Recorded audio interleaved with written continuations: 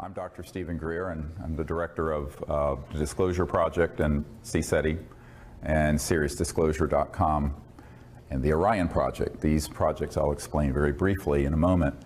The purpose of this seminar today is really to go in depth and share things I have not shared publicly about how disclosure has happened, because it has happened and is happening, and what the process was that led up to that.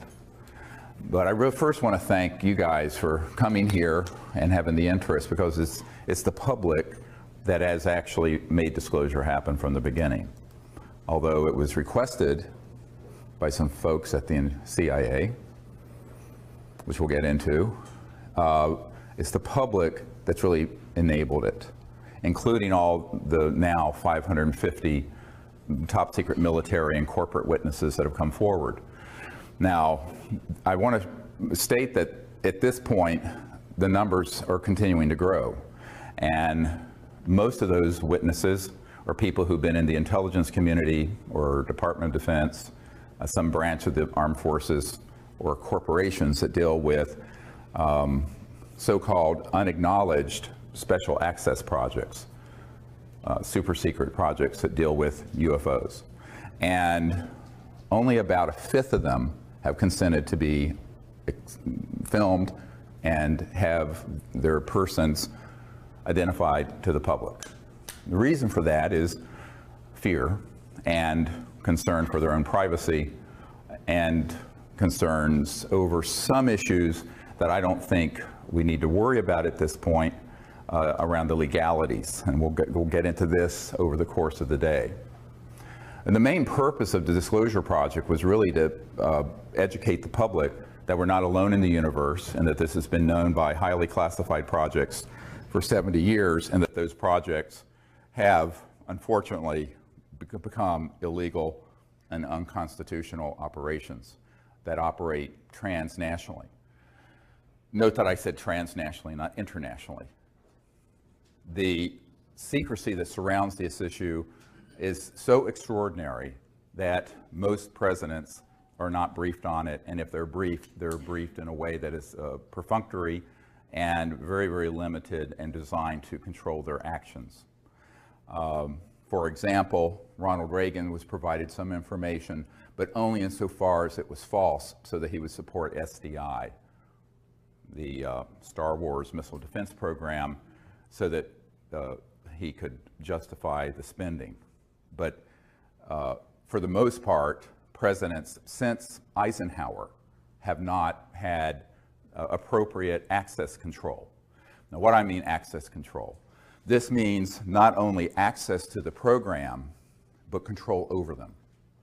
And people need to make at the very beginning, a very clear understanding between knowing and being able to do anything about it. So every single president has been interested in this. Famously, Jimmy Carter, as he was the president-elect, was asked the outgoing CIA director, George Bush Sr., to brief him on this issue, because he had had a sighting. Some of you may know this. While he was governor of Georgia, I have that report. And President-elect Carter was told by then outgoing CIA Director Bush that he would not tell him about this issue, and he didn't say he didn't have information. He said, "I will not share that with you," and directed him to get it from the Congressional Research Service. Believe it or not, saying that to the incoming President of the United States. And this is well documented in Disclosure Project witness testimony from people who were privy to what happened. And I think that this is why folks have to understand that just because that someone is the president or the chairman of the Senate Intelligence Committee, or for that matter, the head of the CIA, does not mean that they're going to even know about these operations. Now, when I first started out on this, it was an accident of what my real initial love was, and that is peaceful interstellar contact. I started out doing what I'm doing while I was working full-time as an emergency and trauma doctor in North Carolina. because I thought it was time for humans to show a different face to the cosmos. One that wasn't militaristic, one that wasn't xenophobic, one that wasn't fearful, but one that was hopeful and forward-looking. And so I founded the Center for the Study of Extraterrestrial Intelligence 25 years ago, in CSETI, C-S-E-T-I, to do exactly that. And so we set upon this project, sort of just grassroots, and right away, within a year or two, we had contact. All of you know what happened near Pensacola, where we were out on a beach with about 50 people. A couple of them were Air Force pilots, a colonel and another guy. And there were 4 ET craft that materialized and vectored in and was filmed. Very poor film footage, old high-8, no night scopes, but it was actually quite close. This ended up on the front page of the Pensacola paper the next day. And at that point, what I was doing got put on the radar scope of the national security state of folks dealing with this. This is the part of the story most people don't understand. I never intended to be involved with this aspect of it, because what I really wanted to do was create a grassroots movement that basically bypassed the US government or any other government to make contact with these civilizations as citizen diplomats, much like Physicians for Social Responsibility were citizen diplomats to the Soviet Union during the coldest days of the Cold War, darkest days of the Cold War, but on an interplanetary, interstellar level. Unfortunately, I got diverted, not stopped from doing that other project, the CE5, Close Encounters of the Fifth Kind Initiative, which is when humans go out and intentionally make contact. But I was pulled into what I'm doing now with Disclosure Project because I was asked to. So within a month of that event in Florida in March of 1992, I was asked to go to a conference in Atlanta. Now, I thought it was just a conference. I got there and it was half of magic, this covert group that deals with UFOs there. The former head of Army Intelligence was there, there were NSA people there were DIA people there, et cetera and so on. And they proceeded to sort of ask me, what the hell do you think you're doing? I said, well, I'm doing what you can read. It's all public. I don't have any secrets about it. We're a team to make contact with these civilizations outside of governmental channels because the government is broken. And I was informed it was none of my business and not to do it. And I said, try stopping me. So we kind of had a mano, was not pretty, till 3 in the morning in a hotel room. And, and I said, this is what I'm going to do. So there were people opposed to what the CE5 contact program was from the very, very earliest days. Most people don't realize that. On the other hand, there's a senior official at the CIA who flew down on a jet to my town in North Carolina, Asheville, North Carolina, to say, do it and don't give up. Someone's got to do this because it's completely out of control. And moreover, someone's going to have to spearhead not only making contact, but informing the public because the system is so completely dysfunctional. Now, the person who was sent down was a man whose family founded the California Institute of Technology, one of the most prestigious universities in America, and is associated with the NSA and CIA. And I said, well, I'm a country doctor in North Carolina, rambling around in an ER, and I'm doing this sort of as just an ad hoc group to do this. He says, no, well, someone is going to have to do this. But also is going to have to educate the public. And I said, well, I'll do what I can in between ER shifts and raising 4 children. And as things went, that was sort of the initiation and my initiation into this sort of weird down the rabbit hole world of secret projects. I'm going, why is this guy coming as an emissary of this very senior CIA person who's involved in this, begging me to do something? Why don't they just do it? Anyway, so you're going to see this leitmotif repeated over and over again over the course of today. And at that point I said, okay, well, I will do what I can. And a few months later, there was a man named Bill Clinton, got elected to the presidency of the United States. And I was immediately approached by people who were friends of his, and who said, well, you know, this is something that he's very interested in, and it's well known that his good friend Webster Hubbell, who was third in command at Justice Department prior to being convicted of some other problems, said that Bill Clinton asked when that he wanted to know about two things: who really killed Marilyn Monroe, because he had a fascination with Marilyn Monroe, and who killed Jack Kennedy, and also, what is this UFO stuff? Is there anything really to it? So he made a directed inquiry, and as Webster Hubbell reported in his book, Friends in High Places, this is not, you can read it and see, they made inquiries into the subject, and they, quote, were not happy with the answers they were getting, which is a polite way of saying they know they were being lied to. Well, at about that time, and a little bit before some of the Clinton folks approached me, some military people who were friendly to disclosure approached me, who had had experiences either on battleships or at strategic air command facilities where nuclear facilities are posted, and said, you know, I'll do anything I can to help you. And one of these men was a naval commander who was very connected up in the Pentagon, and he showed up at my door, basically, and at my home, and I thought initially he was a spook, a spy. And I said, well, this spook is probably here to disrupt my project. And turns out he was a totally stand-up guy who did everything he could to set up a number of the meetings you're going to hear about behind the scenes in deep background briefings that I did at the Pentagon subsequently. And we decided to have a meeting. I was invited by a former State Department person to have a meeting at the Monroe Institute, which is ironically about 10 minutes from where my country home is now in Virginia, to discuss how to put together a team of people to brief the correct folks in government and encourage them to end the secrecy. Now, you have to understand, this is 1992, 93. 22 years ago, 21 years ago, I was in my 30s, a bit naive about how government worked. I actually thought we had a functional constitutional government.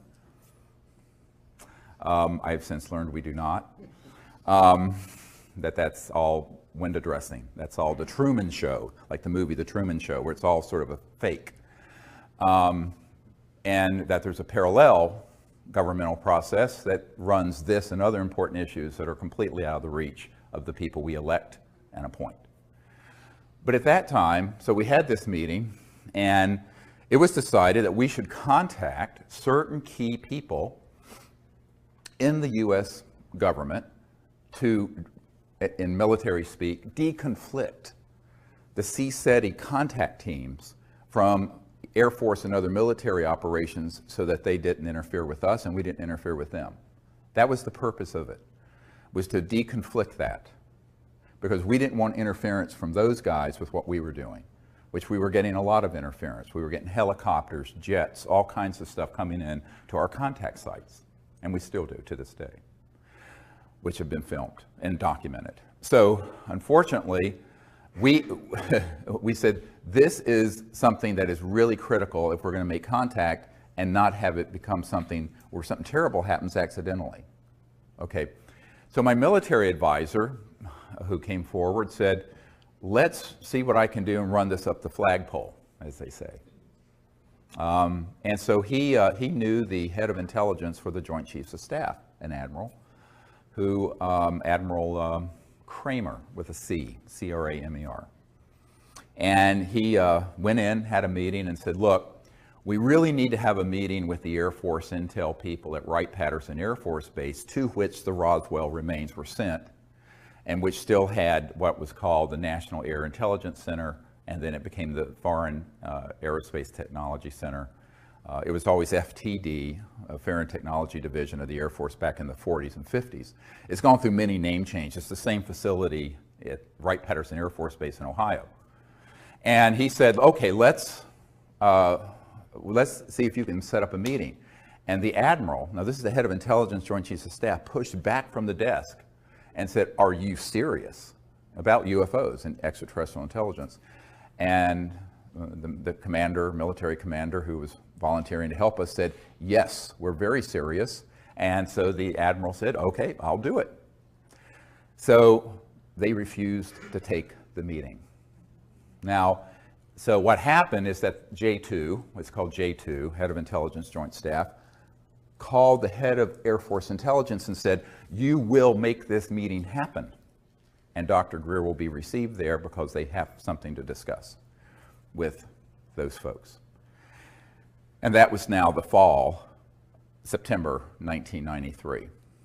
Okay, so that meeting was set up. Now, in the meanwhile, some folks working with Boutros Boutros-Ghali, the UN Secretary General at the time, and Lawrence Rockefeller, who was the scion of the Rockefeller family, who was the philosopher king of the family. I mean, David Rockefeller was sort of the money guy with Chase Manhattan, which became J.P. Morgan Chase. And his nephew, Jay Rockefeller, was chairman of the Senate Intelligence Committee. And Nelson Rockefeller, who had passed away, who had been vice president, ironically, was his brother, who had set up the Rockefeller Commission of 1956 that completely reorganized the Department of Defense and the CIA so no U.S. president could contain or control or penetrate UFO projects. So the Rockefeller family up to their eyeballs in this. Lawrence knew that, but he was on the side of the angels. He wanted to sort of cleanse the karma, as it were, I believe, of that family and actually help. So a lot of people have, of course, attacked me for knowing a Rockefeller as proof that I'm sort of part of some cabal. I said, no, they contacted me because Lawrence knew that what we were doing was really novel and was effective because he had sent people, it turned out, to some of our events where we had contact, where we did the CE5 protocols and ET craft would appear and then disappear. He went, he took this information back to Lawrence and said, this is no joke. So Lawrence Rockefeller invited me up to New York and then invited me to his ranch, the JY Ranch in Wyoming. And as you know, that's where the Clintons, for the first couple years of their presidency, would vacation in August. But I was asked to go there in September of 1993 to basically share what he thought would just be the information about the CE5 initiative. Lawrence Rockefeller did not know about the initiative to brief senior governmental officials and encourage them to end the secrecy, which had started a few months prior to that at this meeting in Virginia at the Monroe Institute with a select number of folks that my military advisors had gathered together that was July of '93. So he just thought it was going to be a discussion about the protocols of the CE5 initiative, remote viewing, making contact, interstellar diplomacy, all of these concepts. And so we decided that it was really time for us to go ahead and have some meetings like this with Lawrence. And I said, okay, I'll go because I have to go out. I'm on a trip anyway, taking time off from my medical work in the ER to go to Wright-Patterson Air Force Base, which also Lawrence knew nothing about. Lawrence Rockefeller knew nothing about. So here's what happened. I was going to go to the Rockefeller Ranch just as sort of a guest to share this, and during the course of a sort of a round table, and there were all kinds of people there. Robert Bigelow of Bigelow Aerospace, who's a billionaire, was there. A whole bunch of people who of various backgrounds in the UFO subculture, some friendly to what we do and some incredibly unfriendly, who we found out were working for the intelligence community, were there. And there was this gathering at this famous Rockefeller Ranch in the Grand Tetons. So one day it came up what else I was working on. I said, well, we've initiated a project to brief senior government officials in the Clinton administration and the Pentagon and members of Congress so that we can terminate secrecy on this issue and get the government to change policy, because we understand that the incoming president is favorable to that idea, which was, of course, Bill Clinton. And as a result, you could have heard a pin drop in the room. Nobody knew at all. And the first thing Lawrence Rockefeller said, what, he was like this, what are you doing? I said, well, I'm going straight to Wright-Patterson Air Force Base after this meeting to brief the colonel over this Foreign Technology Division of the Air Force. And then I'm going to, in a couple months, brief President Clinton's CIA director. So at this point, Lawrence Rockefeller and everyone there were in a state of shock. Now, that initiated what has been incorrectly called the Rockefeller Initiative. There was no Rockefeller Initiative. Let me explain that in a moment. What it was an initiative because he found out what we were doing, and his people said, you've got to get involved with this. So Lawrence wanted to play a behind-the-scenes role, and that's why he was willing to host the President and First Lady at the ranch to provide what we put together, which was called the best available evidence, which is the collection of best cases, best photos, best government documents we had that were extant at that time in 1993. So the president was invited out in the following summers, 2 summers, to the Rockefeller Ranch for that purpose. And the UN Secretary General in the meanwhile and his wife came to some meetings in what are called salons.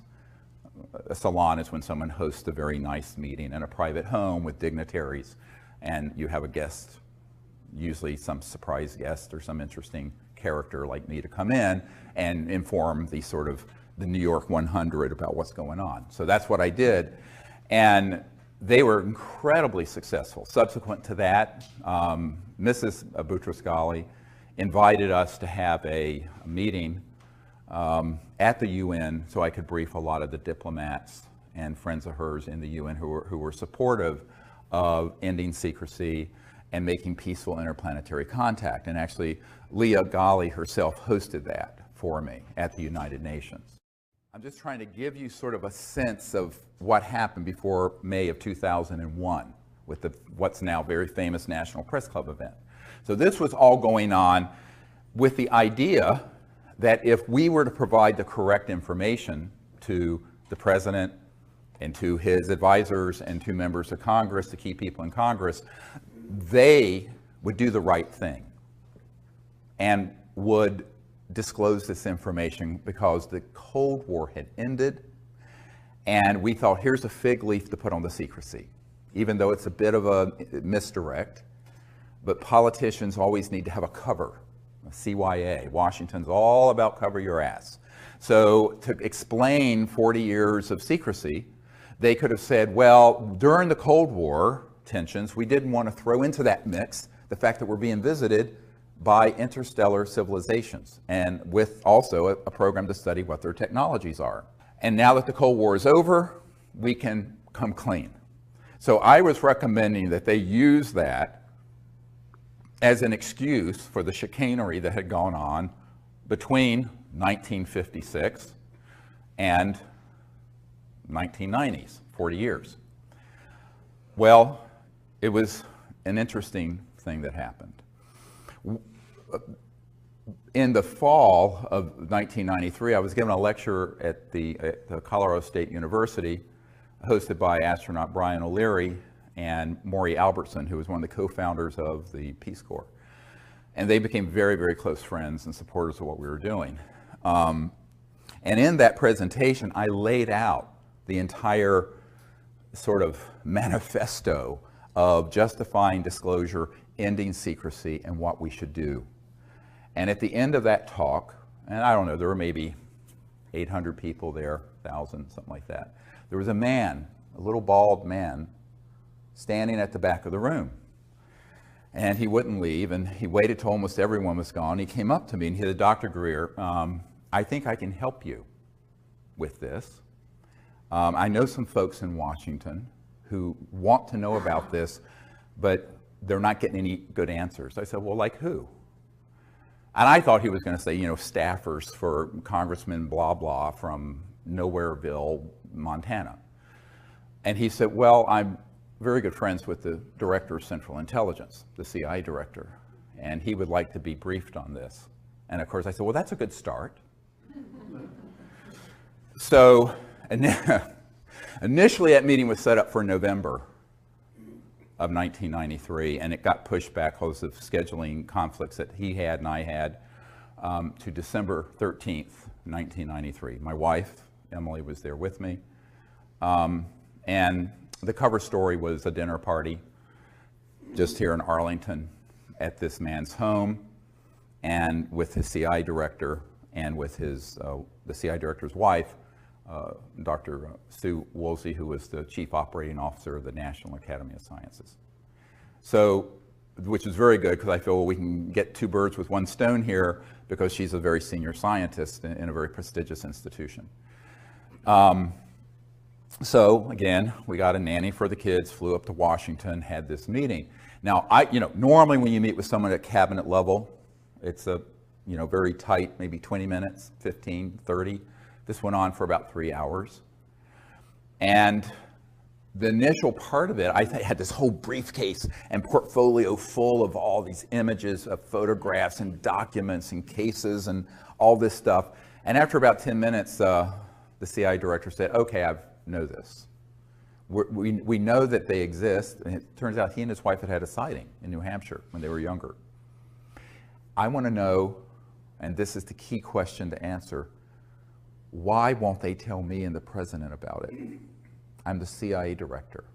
I said, well, that's another discussion. And at first, I got some hint of this when I got the letter, which I have in my archives, because subsequently, Woolsey tried to backpedal and say this briefing never happened. He publicly said so, and I can prove it to be a lie. I always say in Washington, how do you know they're lying? Their lips are moving. Lips are moving, that means they're lying. So, ouch. Did I just say that? Yeah, I did. It's on the record. There you go.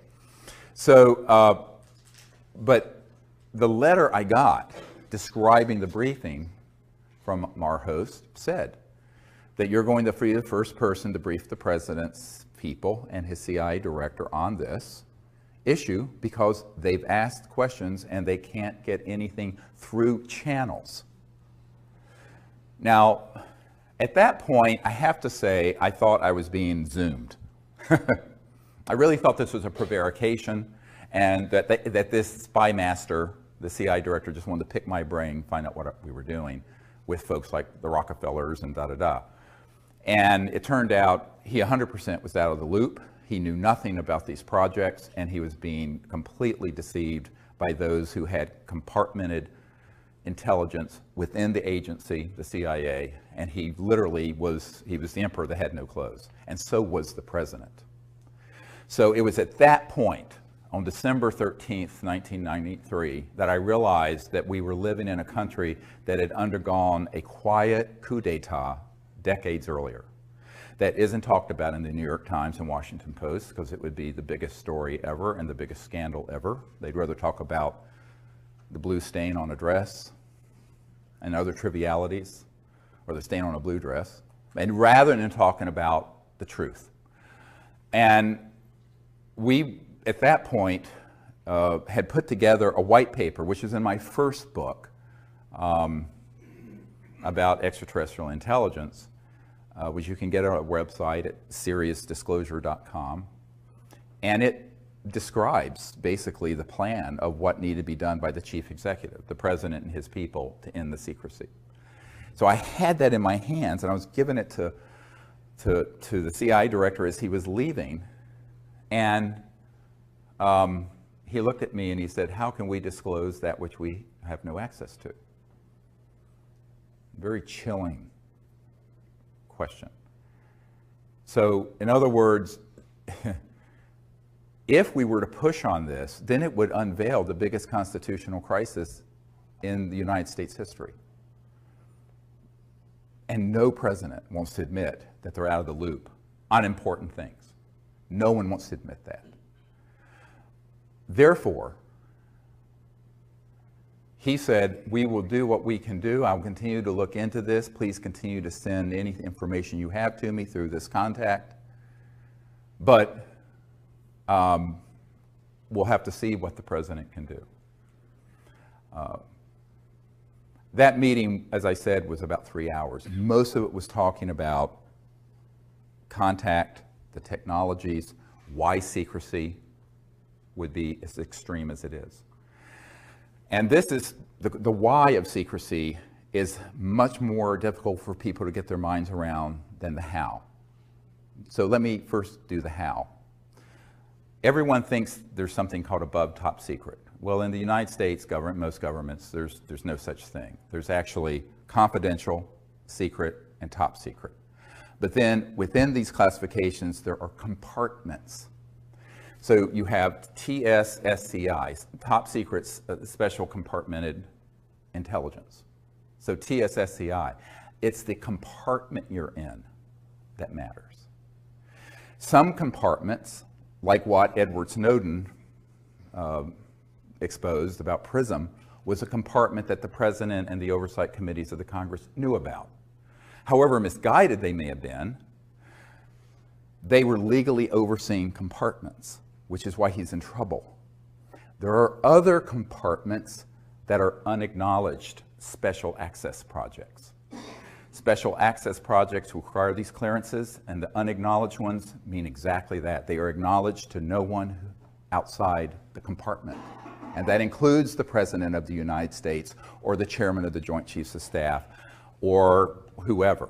So one of the big mistakes that people make is conflating people's position in the military, the CIA, Congress, the presidency, the White House, the National Security Council, the whole alphabet soup of government agencies with access, all access, just because they have a top secret clearance, to every compartment.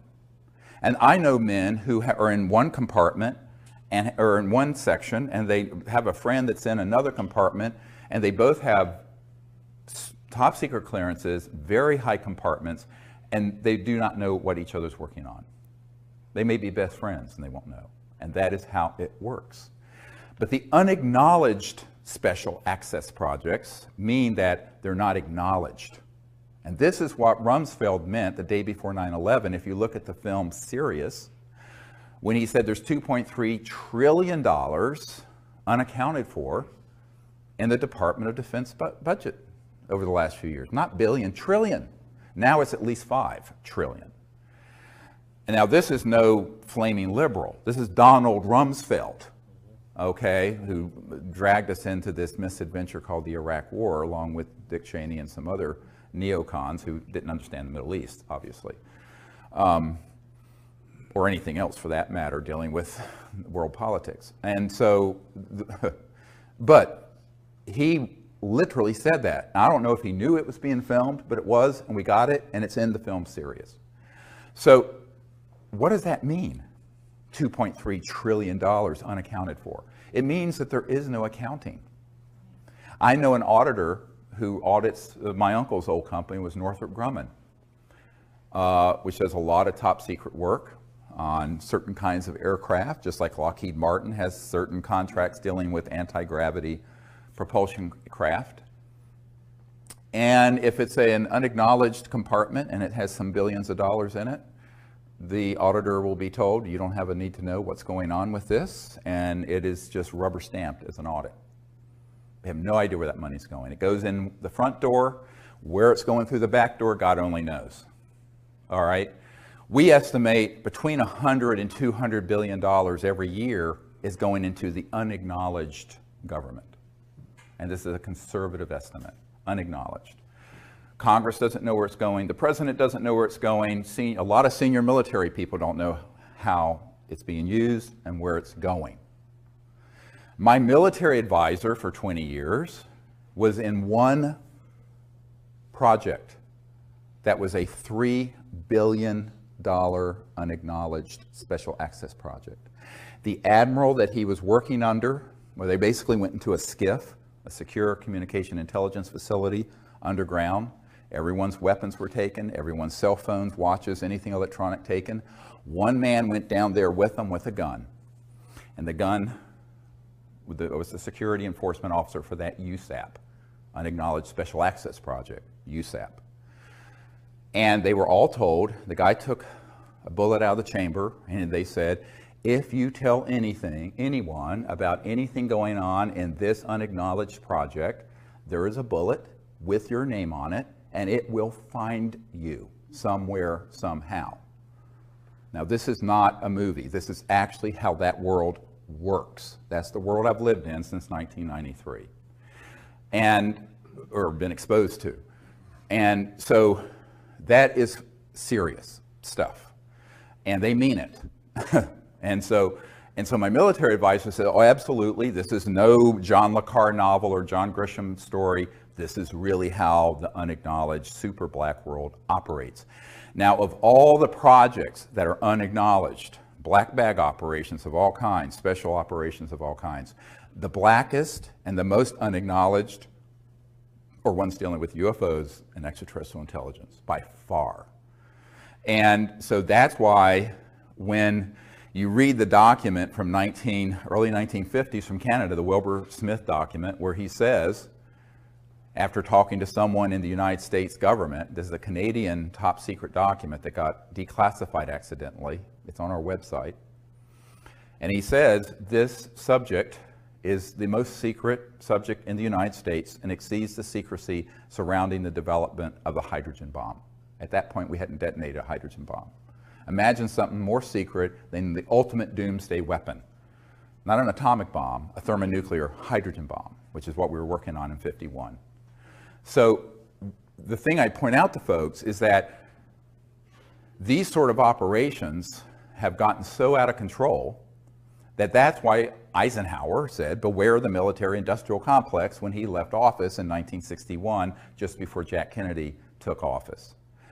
And Eisenhower, on his watch, and he was bitter about this to the very end, Jackie Gleason, a famous comedian, his wife told our team that Jackie Gleason and Eisenhower were good friends, that Gleason was bitter about this and heartbroken about this to the day he died, that he had lost control over these UFO projects.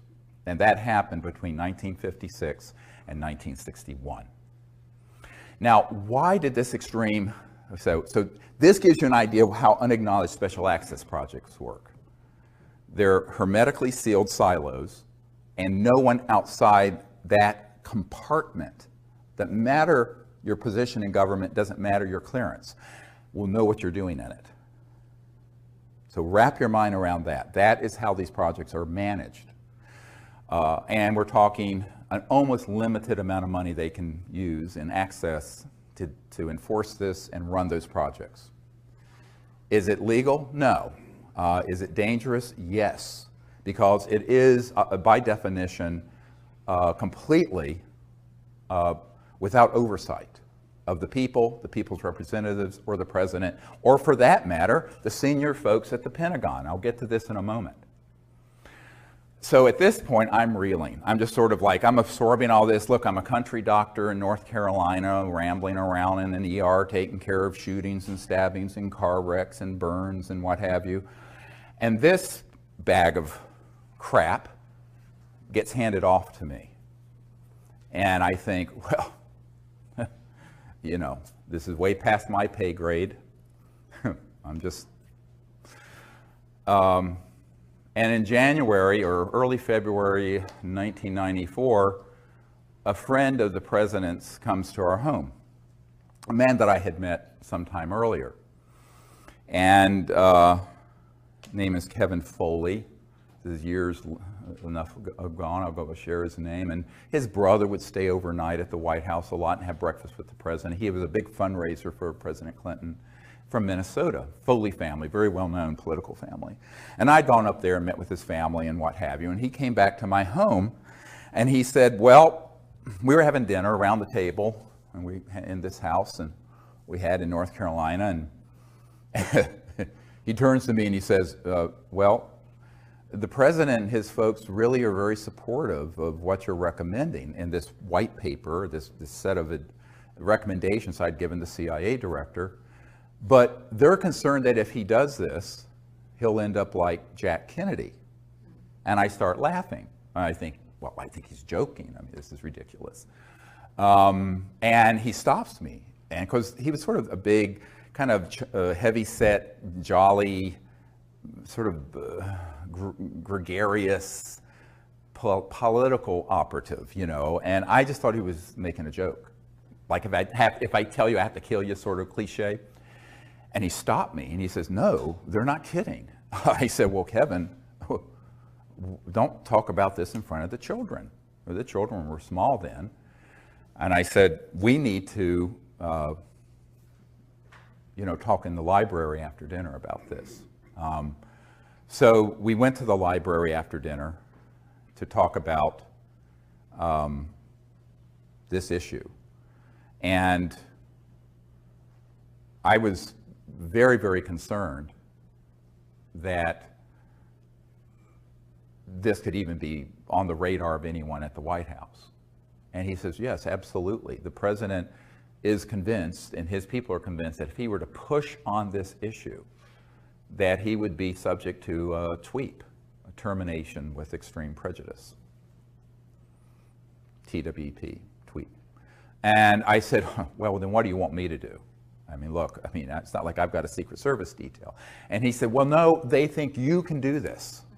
You should go ahead and try to bring this stuff together and bring it. I said, oh, yes. I said, I'm expendable. He says, yes. I said, doesn't matter if I get killed. You can't risk the president. He said, that's right. You are expendable.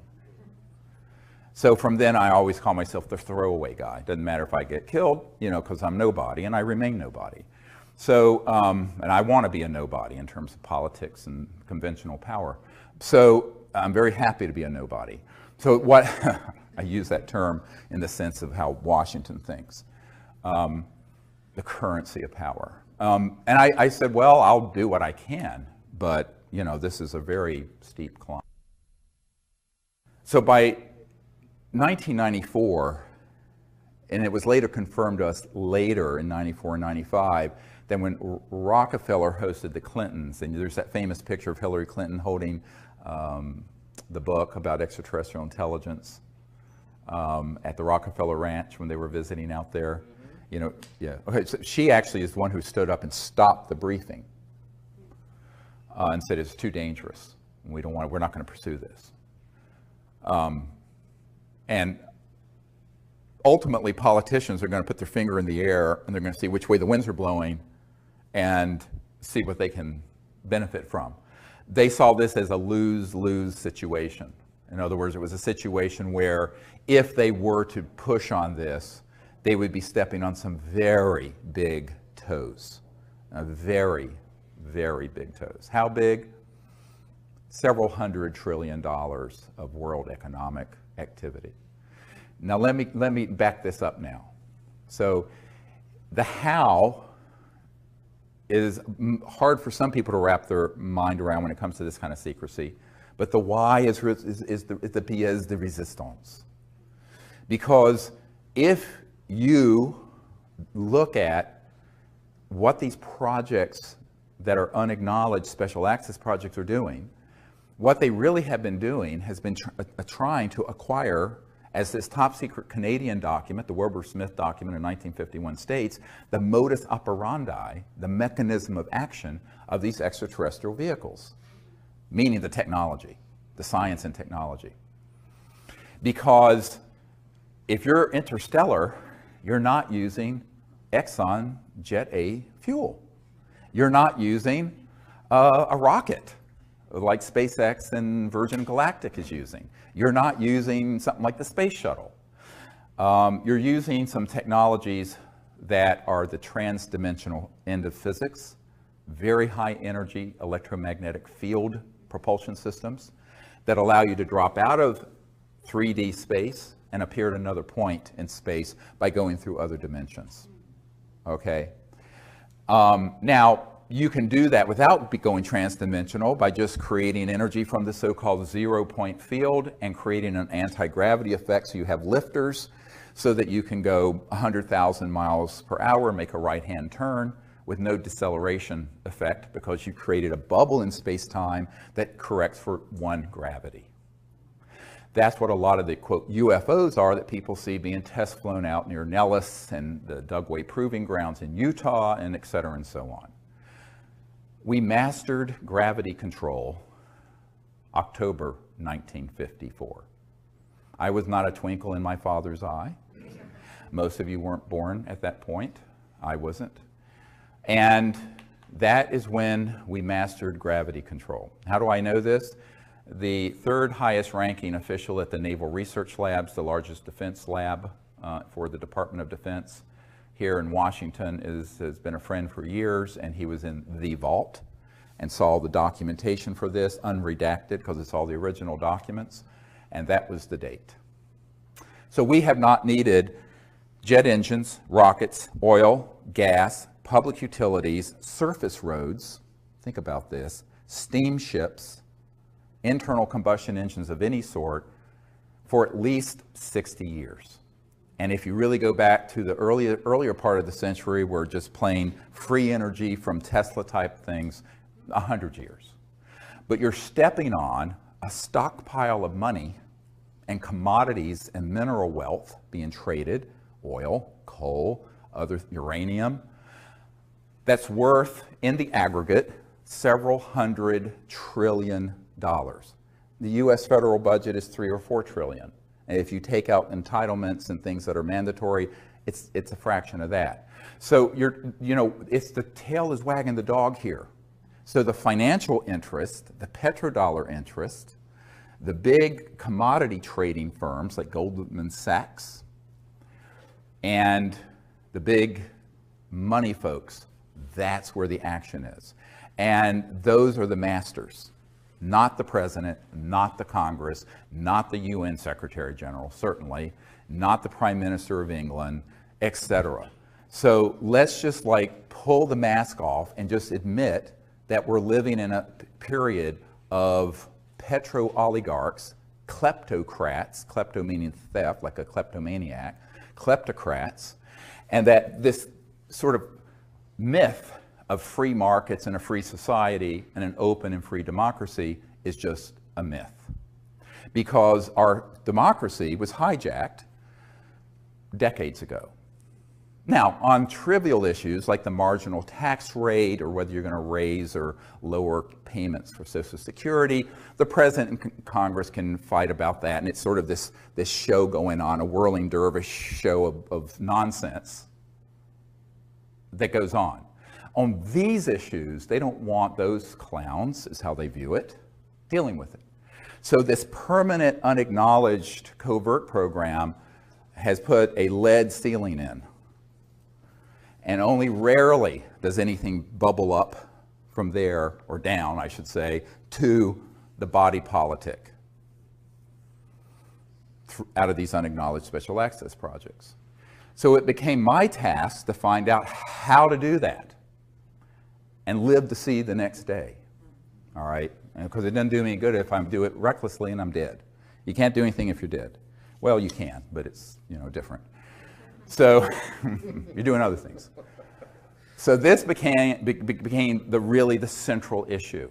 And Lawrence Rockefeller, I suggested, look, we need to then, if the president will not do this, we need to get together a group of people, put together this best available evidence, and also assemble top secret folks who will have the courage to provide credible documentation, testimony about what they've known. So I suggested and organized a meeting at a Asilomar facility near Monterey, California, in June of 1995. Edgar Mitchell was there with me. Marina Popovich, who was a very renowned cosmonaut in the Soviet Union. Some KGB officers were there, and some of the early disclosure project witnesses were there. Now this is 95, this is 20 years ago. And Lawrence paid for it, and Lawrence Rockefeller said, look, you know, I will totally support doing this. And when I was with him at the ranch, I said, well, why don't you take a public leadership in this? I was talking to him out on his deck with the beautiful Remington Native American sculpture that's, you know, the Native American on horseback, you know, the very famous. Of course, they have the original of everything. And I said, I need your help. He says, oh no, it's too dangerous for me. He says, there are members of my family already jumping up and down on my feet that I'm doing this much. And I knew he was talking about he was talking about, the money people in his family. He was the philanthropic guy who just wanted to give away his wealth before he died. That was his whole purpose. Really sweet man. And so I said, well, okay, you know, I told him, you're old, you're rich, and you're a Rockefeller. I'm a nobody. I'm a North Carolina doctor who's trying to do this with no resources. He says, I'll be behind the scenes. And he took his old hands and did this, and he said, it's like a flock of geese. You know, we're all flying together. I'll be back here, and you need to be here. I said, well, yeah, but that head goose gets all the head. They take turns. He said, no, you be up here. It was very comical. I said, oy vey, this is like, I said, okay, that's what we'll do then. And he wanted to just stay behind the scenes, but he was provide that support, hosted the Clintons. So we had something called Project Starlight that formed before the briefing of the CIA director. That was the code name for what became the Disclosure Project that all of you know about. And Project Starlight, with the AP, the Associated Press sued the Clinton Library and got those documents. Those documents are in my first book. And at Asilomar, we had all these dignitaries, including Kevin Foley and astronaut Edgar Mitchell and Marina Popovich, and all these folks sign a letter to the President of the United States recommending ending the secrecy. It's in my first book. Buy it, get it, see it, read it. And that, however, was the Associated Press a couple years ago sued the Clinton Library and got those documents, and they put them out on the internet. Now, at this point, we knew by 95, the president, with all the cajoling we could do, with all the work Lawrence was doing behind the scene, hosting Bill and Hillary at the JY Ranch for their vacations. A very good friend of the president's, I don't want to name her, but used to live at the White House and very good friends with Hillary, you know, said that Hillary did not want to deal with this at all, but Bill was so interested in it, you know, he would pull out the best available evidence briefing packet that we put together, and we'd be sitting in the private quarters of the White House going through it. And she's this hilarious woman who did a perfect imitation of Bill Clinton. And he said one time they put it out on the floor and she was sitting there with him. And he was going through it going, well, I know all this is true, but they won't tell me a thing, not a goddamn thing. Just like that, about all these secret programs. So when she told me that, I said, it sounds like Mr. Clinton. So from 95 until 98, I proceeded then to approach various members of Congress. And we had already started that process thinking, well, okay, if the president won't do an executive action and force his way to control these unacknowledged special access projects, maybe a member of Congress will have the courage to hold a hearing. And since we now have identified, first it was about a dozen, and then it became several dozen top secret guys that could be subpoenaed and swear under oath with penalties of perjury, federal penalties of perjury, if you're testifying before Congress. Go ask some folks who are in prison for lying to Congress about what they knew. And so I started assembling these folks, the first meeting of which was in June of 1995. I'd met with a number of them one-on-one, but there's strength in numbers. So I realized that if we came together as a group, and they got to know each other, and they felt that it was, they felt safer, they felt protected if they were all doing it together. You see what I mean? Brilliant. Okay, so that was what I did, is pull people together. Because these men and some of the women involved were terrified about speaking about this on their own as lone wolves. But I said, let's get a mass of us together and do it. So that first gathering was very historic, because it was sort of presaged what we did in 2001. Now at that point, I decided, look, we are going to have to be very careful with this. So I wanted to be sure that not only did the president have no access, which is in itself proof of the illegality of these unacknowledged special access projects, but that the appropriate oversight committees of the Congress of the United States didn't, as well as key people at the Pentagon. So I proceeded then to do a series of briefings. And in 1997, here in Georgetown at the Westin Hotel, we gathered together, I think about 25 of these top secret guys in a closed meeting, not open to the public, to invite members of Congress, members of the administration, and people from the Pentagon to hear what they knew. And it was a very well organized private event. No media was there and the public didn't know about it. Except in a very limited way.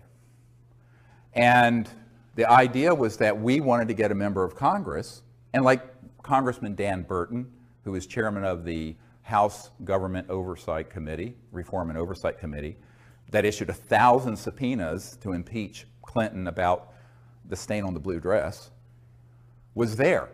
And he was interested because one of his closest friends, who kept his appointment schedule, had had a UFO come outside her window in Indiana some years ago and told him about it. So he knew the UFOs were real. And he turned to us and he says, I want everything you have, everything you have. And then someone got to him and he didn't hold the hearings. But there were many members of Congress and other people. There were people from the Vice President Al Gore's office there. There were people from the White House. There were people from the Pentagon. The day after that event, I went straight to the Pentagon and did a briefing, what's called a stand-up briefing for J2, the head of intelligence for Joint Chiefs, a different one from the one who forced the meeting at Wright-Patterson Air Force Base. And this Admiral Tom Wilson hosted us at the Pentagon in the E-ring, where all the admirals and generals are, the outer ring, because they get the views. So the inner ring can't see anything. And I went there with astronaut Edgar Mitchell, myself, a couple of the Disclosure Project witnesses, and my assistant, Sherry Adamak. And what was fascinating is that before I went, I had my military advisor send to the Admiral a document I had received. And it's the first top secret document in the briefing for the President that I did for Obama, which we'll get to in a little bit. And this is dated from the 90s, and it's from Nellis Air Force Base, what people call mistakenly Area 51. It's not the proper name. And this document actually was a security alert because there were some UFO spotters who had penetrated the perimeter of Nellis, and they were going to have to shut down operations with their EMGs, their electromagnetic anti-gravity test flights in that range that they have built. And the list is fascinating for the names of the compartments. And I just want to share a few of them just because, and this is dated 28 July 1991, 0900 hours. And it's from the National Reconnaissance Office, NRO, which is the super secret spy satellite operations part of the Air Force originally. So it went to Commander's Net, Royal Ops, Cosmic Ops, that is a clearance. These are all compartmented operations. MAJ, M-A-J Ops, Magi Ops, Comet, ComSec, ELINT, Human Intelligence Ops, AFOSI, Nellis, Air Force Office of Special Investigations, and then a whole bunch of different numbered compartments. Red Flag, Dart East, Dart South, Pahut Mesa Military Operating Center, Sally Corridor, key one, Groom Lake, MOC, Dreamland, MOC, Blackjack Team. Blackjack control is at Edwards, by the way. The control is at Edwards, but there is a team at Nellis. Acrotect, Sea Spray, etc. So one of these compartments was known by Admiral Tom Wilson. I don't know which one. But it was being operated through a contractor. All the important stuff is done by corporate, by the way. If it's key, it's corporate.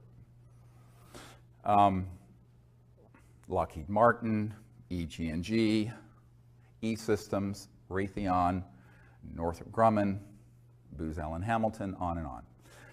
Edward Snowden, by the way, worked for Booz Allen Hamilton, who contracts for the National Security Agency. So the corporate world is actually where most of the USAPs get centered. And then they interface with these USAPs within military and intelligence, like this. And if you approach it from the government, they say, well, it doesn't exist. And you approach it from a corporate, it's privatized. It's a corporate secret, like Microsoft's code. Got it? It's hermetically sealed away from everyone between those two techniques. Very clever. Very illegal, very clever. But the mafia is always very clever. And this is the biggest mafia in the world. So when Admiral Wilson recognized one of these compartments, he contacted them. Now this is prior to me and Edgar Mitchell and other people arriving at the Pentagon in the spring of 1997. And he picked up the phone and he said, this is Admiral Wilson. I'm head of intelligence joint staff, J2. I'd like to be read into, which means briefed. I want to be read into this project, blah. And they say, yes, sir, we know who you are, but you don't have a need to know. And he said, God damn it, I'm the head of intelligence for the Joint Chiefs of Staff. How can I not have a need to know? And they said, sir, we cannot discuss this with you, and we will not. Click, hung up on him, blocked his line, would not receive any further calls from. This is an admiral in charge of intelligence assessments and putting intelligence together for the Joint Chiefs of Staff of the Pentagon of the United States. Now this I know for a personal fact. So now you have a coup d'etat that extends to even the highest levels of the Pentagon. So by the time I walked through the door to do what was supposed to be a 45-minute stand-up briefing for the admiral and his staff, he was so scared and so mad, he was scared. And the meeting went for 2 hours, and if Edgar Mitchell hadn't had to leave to go to an interview in New York City on some TV show, it would have gone on for 3 or 4 hours. He kept canceling his other appointments. At the end of that briefing, I said, we really need your help. And he said, well, what can I do? They're not going to tell me anything. The best thing I have in my arsenal is the B-2 stealth bomber that I know about. And you're telling me that there are unacknowledged projects that have things that can go transdimensional light speed and beyond, that can do circles around my B-2 stealth. He says, it's point, set, and match. I said, well, you still need to help us get control of it. He says, how can I do that without having the Secretary of Defense or the President order me to, without myself doing something rogue? See, here's the good guys are trapped by being good. I said, here's the thing. The only thing bad about nice people is that they're nice. And the people who are rapacious criminals are not nice, and they don't give a damn about the law or people's lives, and they don't mind killing you. So he said, I can't do this. And then he said, well, who else have you met with? I said, well, the CIA director. And I started naming all these people. So he says, well, if those folks are being Schmidt-canned, pushed aside, what am I supposed to do? So he basically threw up his hands. He says, I don't see that I can do anything. There was a man named Gordon Cooper, who most of you may know was someone who gave us testimony about the craft that landed on the dry lake bed in California, Edwards Range, back in 1956, I believe it was, that his crew filmed, and he saw the film footage and sent it back to the Pentagon. Well, Gordon Cooper, very heroic figure, an early Mercury astronaut, and I were speaking to a conservative group called the Federalist Society here in Washington, who were very interested in this, because they were interested in the unconstitutionality, because they're strict constitutional. And I will speak to any group, I don't care, you know, I mean, it's fine, politics, I don't care. So, I mean, I agree with the group's politics all the way through, but they were interested, and they invited me and Gordon Cooper, so we went. So, my wife was with me. It was here at the Hyatt, I think, near Capitol Hill. And I was going, so I started talking to Gordon and comparing notes of people we had talked to within the system. And he had been asked by Secretary of Defense Cohen, C-O-H-E-N, who was Secretary of Defense for Bill Clinton. Bill Clinton, Secretary of Defense, had asked him directly to give him all the actionable intelligence, all the details needed about that landing event of a craft at the dry lake bed in 1956, because he wanted to see that footage.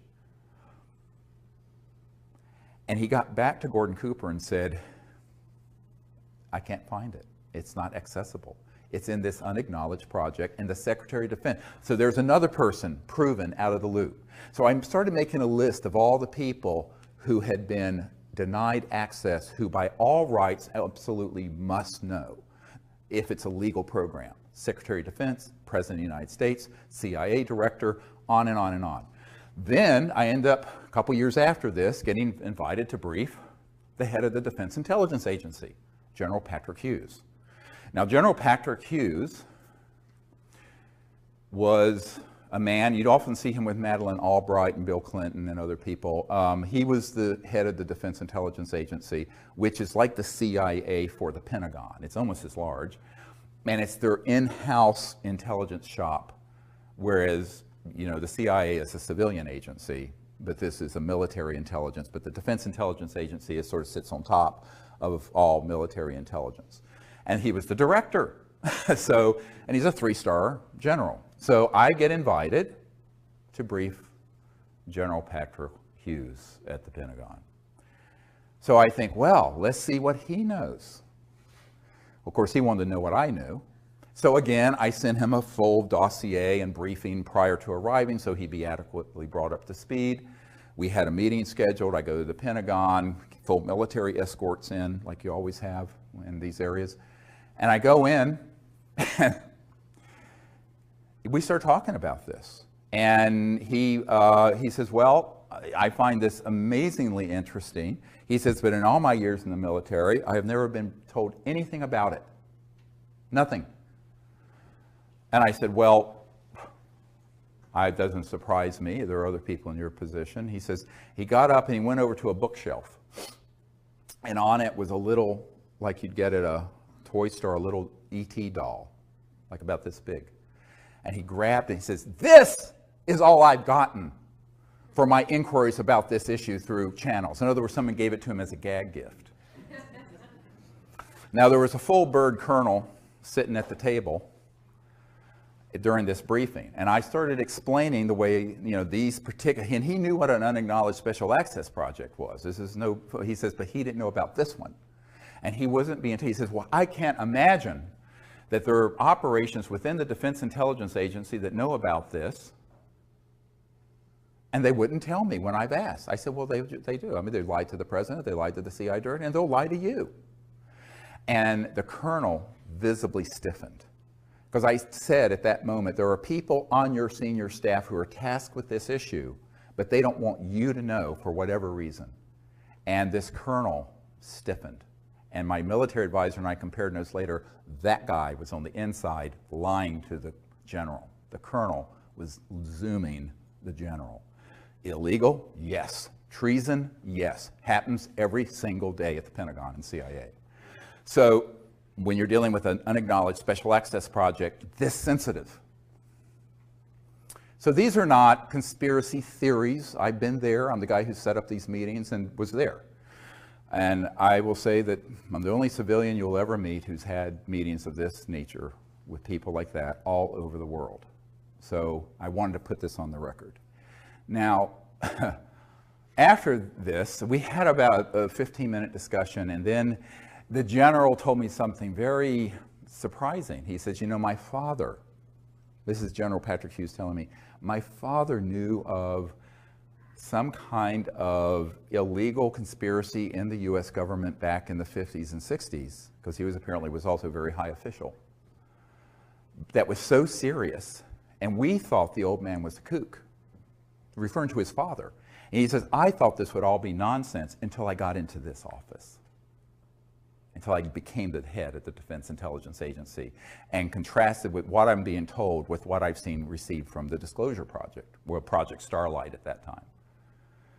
And he said that, you know, my father was so upset by this, he eventually ate his gun, committed suicide.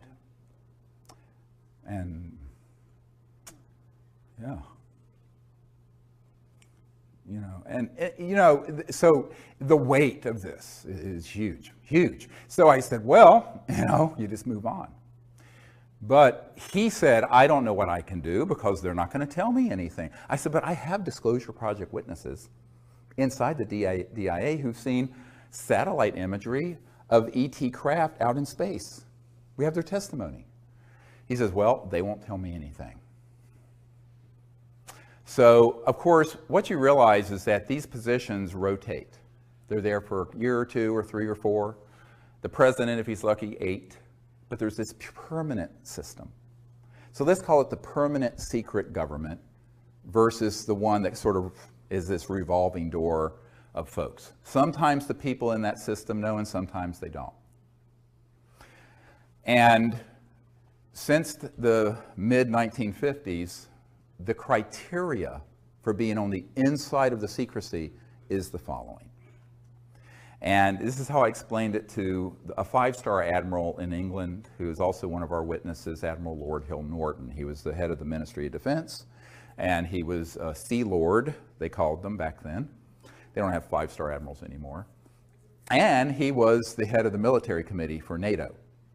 So I went to his cottage in Hampshire some years ago. Emily dropped me off, took the kids to Salisbury Cathedral, I believe, and I continued on, had a meeting with the admiral. And you know, you get a picture of what my life must be like. So nuts, completely nuts. So anyway, so I'm there with this man, and we're sitting in some wingback chairs in his parlor in what he called his cottage in Hampshire, and which is a gorgeous old antiquity house with the thatched roofs and beautiful. And we started talking about this. He was a very fastidious man.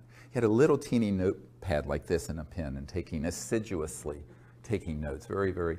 And we got to this question, and he said, well, you know, the entire time I was the head of the Ministry of Defense, which also means you're head of MI5 and MI6 and the intelligence units in England. It's the same position there. It's separate here. You have CIA Director and Secretary of Defense. There it's one head. And he says, this issue was never briefed to me. I was never told anything. And I said, yeah, that doesn't surprise me now. It would have maybe a number of years ago. And he said, and as the head of the military committee for NATO, I was never told, even though I now have learned NATO was dealing with some of these events, such as the big events that were in Belgium with the massive triangular craft and things like that. Well, I said, he says, and I want to know why they wouldn't tell me. It was like his pride was a sense of propriety. Oh, he was a lord in the House of Lords also. He says, why wouldn't they tell me? And it was a little bit petulant, but also hurt. And I said, well, let me answer your question with a question. And he didn't like that. He thought I was being a cheeky American. And I said, but just bear with me. What would you have done if you found out that there was a cabal that had run amok of the laws of all the democracies, that had this information and had the technologies to completely fix the environment, end global poverty, create a civilization that would be sustainable for thousands of years with these types of free energy technologies, and that they had killed people to keep this secret, assassinated people, and broken the laws of their country and their solemn oaths to uphold their constitutions to do so. He says, I wouldn't have stood for it for a bloody minute. I said, that's why they didn't tell you. I said, the first thing they do when they make a decision that you're in and you're out of the loop of this issue is whether you'll go along with the secret agenda. If you're going to go along with the secret agenda, they'll tell you. And they'll give you a little bit, and then a little bit, and then a little bit, and bring you up through the system. If they think that you're the kind of stand-up person who would be appalled when they find out what the criminality of this group is, and how illegal it is, and what damage they're doing to the earth and to the humanity by keeping it secret, and that you might blow the whistle on it like Jack Kennedy was planning to do in his second term. That's why they took him out. And that's why they took out Marilyn Monroe. I have a document to prove it. And top secret document from the NSA vault. It's in my first book. Go read it. Nobody reads anymore. But anyway, what was interesting is that he looked at me, he says, that is it then? I said, yes. They do a soul biopsy, like doctors do biopsies. They do a soul biopsy and a psychological analysis to see if you would be willing to go along with that agenda. If you are willing to go along with it, they'll give you little bits until you rise up through the system. If you divert from the system, they take you out. You're going to be dead. So they've learned not to be too reckless with who they tell, because they don't want to have to kill too many people and leave bodies scattered that looks conspicuous, like they did in the 50s and 60s with John Foster Dulles and President Kennedy and Marilyn Monroe and other famous people. So I said, that's why it's managed this way. Now, you may have had a predecessor who was MOD head, who came up through that system, who knew all about these projects. So it doesn't have anything to do with your rank. It has to do with your values. It has to do with your willingness to go along with an agenda that is the most criminal, evil, dangerous agenda that any potentates have ever had in the history of the world that we know of. And that's what we're dealing with this super secret Magi group. And they are not going to be reckless in who they read into and pull into those projects. So that is something you have to understand. Now, let's fast forward to the congressional initiatives, which I began in the mid-90s. So I mentioned the chairman of the House Government Reform and Oversight Committee, Dan Burton. There was a man, many of you who were low income, like myself. I was very poor growing up. Probably went to college on something called a Pell Grant. Senator Claiborne Pell of Rhode Island started the Pell Grants, sponsored that bill. And he was at a meeting with the Noetic Sciences Institute, and I did a briefing for him and met with him there. And it was very interesting because he was chairman of the Senate Foreign Relations Committee. Very key committee, foreign relations. And he said, you know, I've wondered about this my entire career. We've made inquiries. We've never been given any information through channels. And he said, would you come to Washington and do a briefing for my staff? I said, well, sure, anytime I can come up. I was still living in North Carolina then. And he said, oh, wonderful. And then I looked at him and I said, you know, Senator, the problem with all this is that you're a good man who should be representing humanity to these visitors from interstellar civilizations. And you've been deprived of dealing with the ultimate foreign relations issue, interplanetary relations. And he looked at me through his horn-rimmed glasses and went, you know, Dr. Greer, I'm afraid you may be right. I said, well, I am. Very poignant moment, but that was the way it was. And then I met with Senator Dick Bryan of Nevada, whose home state has, of course, Nellis Air Force Base and the so-called Area 51. He had no knowledge of these projects. So I met with him in a kind of a clandestine little meeting at McCarran Airport in Las Vegas. He was flying in, I was flown in, put on one of those little beeping carts, taken to something that looked like a janitor's closet, opened it up, it was a VIP holding area, and I met with the senator. And we were talking about this. He says, I have never been told anything about this when we've gone into the secure, the SCIFs for the intelligence briefings. And so I provide a briefing to him.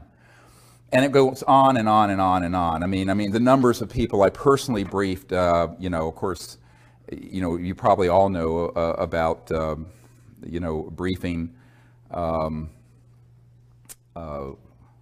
I'm blocking on his name, the Kucinich, who ran for president in 2008. And Kucinich was very interested in this, but he wouldn't hold a hearing either, even when he was the chairman of the subcommittee for domestic government reform and oversight. He had had a sighting. Shirley MacLaine outed him during the campaign and embarrassed him. He's very supportive of disclosure.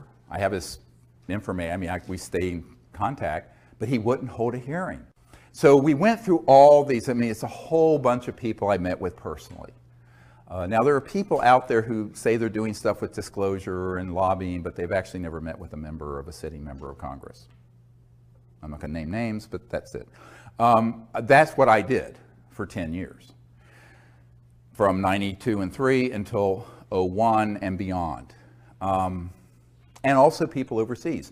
The cabinet level member of the Japanese government in charge of science and technology briefed him, very interested. But when I said, will Japan take the lead on disclosure and put this material together? He says, oh no, we can't do it ahead of the United States. He was in terror of the idea of getting ahead of these covert programs.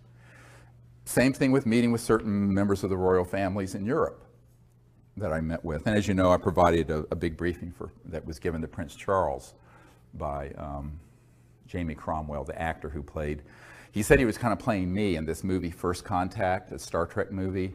And Jamie Cromwell, they had the opening in London, and Prince Charles came and wanted this briefing we were putting together for the president. And so Jamie Cromwell handed it to him. And I got a lovely note back from Prince Charles about this. But not that Charles could do anything about this issue, but they're interested. There's so much interest. But the people, even if they're in very high positions, they're interested, and now they're known to be briefed, but they have no power over the operations. So as I said over an hour ago, don't conflate knowledge of the issue with access control. Access control is in these unacknowledged special access projects. So that led me to doing something very controversial. And my military people said, look, there's a way that we do things in the military, and it's called a UNOD letter, unless otherwise directed.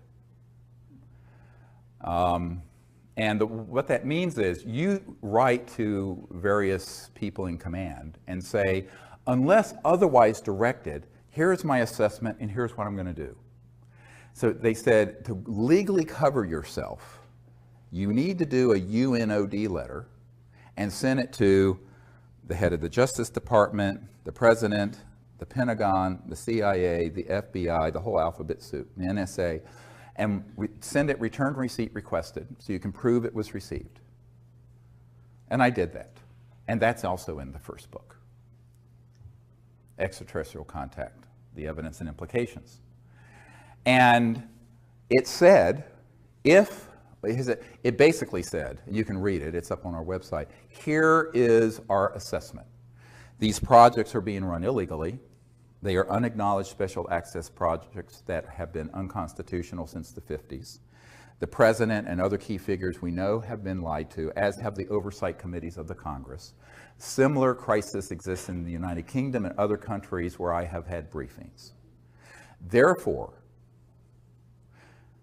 it is our assessment that the National Security Act and secrecy laws that are attached to oaths of secrecy are null and void, and that any man or woman who has knowledge in any document, material, or evidence attached to the UFO and extraterrestrial issue can be provided and disclosed publicly without penalty of law. This is our assessment, and unless otherwise directed, beginning as soon as we can organize it, we will proceed with disclosing this testimony and these documents. This was what we used to legally cover all 110 top secret military witnesses that came forward. It had to be done. And the reason I couldn't have done that between 93 and 98, I had to go through this torture chamber of finding out that, in fact, and proving not only to myself, for posterity and in my records, that the key people who should know about this do not. And therefore, the programs are illegal. And therefore, if the programs are themselves illegal, they can't cite the law. It's basic constitutional law. If you're operating, if you're a mafia, let's say that a mafia guy's running an illegal project and you enter into a contract with him. That contract is vitiated, nullified, is completely zeroed out because the underlying operation is illegal.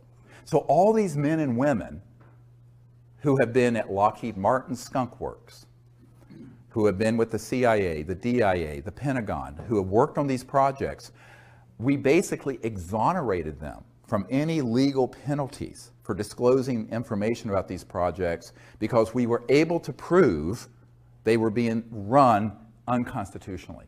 And therefore, the National Security Act could not be applied. Does everyone understand what I'm just describing? That was the basis for the disclosure project of May 2001. And we had to do that because I talked to Danny Sheehan, who is a constitutional attorney who did the Silkwood case, represented the New York Times, the Pentagon Papers, and he was helping me pro bono on this. I ran this idea by him. So I had my military guys advise me on the UNOD letter, the unless otherwise directed letter, but then I talked to some legal constitutional experts and say, is this a sound legal assessment? Because I'm just a doctor. I know anything about this stuff. And he said, absolutely. If these projects are being run illegally, they cannot then have it both ways. They either have to be under proper oversight and control of the president and the Congress, or they have opted themselves out of the legal system, and therefore they cannot use the legal system to prosecute any of our witnesses or me for having disclosed top secret documents that have not been declassified, which I have done. Now, that's a very big difference from what Snowden did. Snowden disclosed things that were being overseen by the president and were being overseen by the Senate Select Committee on Intelligence and the House Intelligence Committee. And even though those programs are Big Brother-esque and outrageous, he really should have limited his disclosure, if he's listening, to operations that were unacknowledged and illegal. You see, if he had done that, he would not be in legal trouble. Does everybody understand what I'm saying? He just didn't know. He was young, and he had very bad advisors. The journalists and people who were working with him didn't understand the system well. So anyone listening who wants to be a whistleblower, listen to me, contact me before you jump off that plank, because you must only disclose the projects that are USAPs, unacknowledged, and which are unacknowledged to the level that even upon directed inquiry by the key people in the Congress, the Pentagon, the CIA, and the President, they're still lying to them. So those programs then are rogue and illegal. Those you can disclose. And if you can prove that, then you're free sailing. Now, that's what we did. So from 98 until 2000, we gathered together more and more and more of these top secret military people and others. And I went all around the world and interviewed them. There's several dozen of them up on our website at SiriusDisclosure.com, SIRIUS Disclosure.com.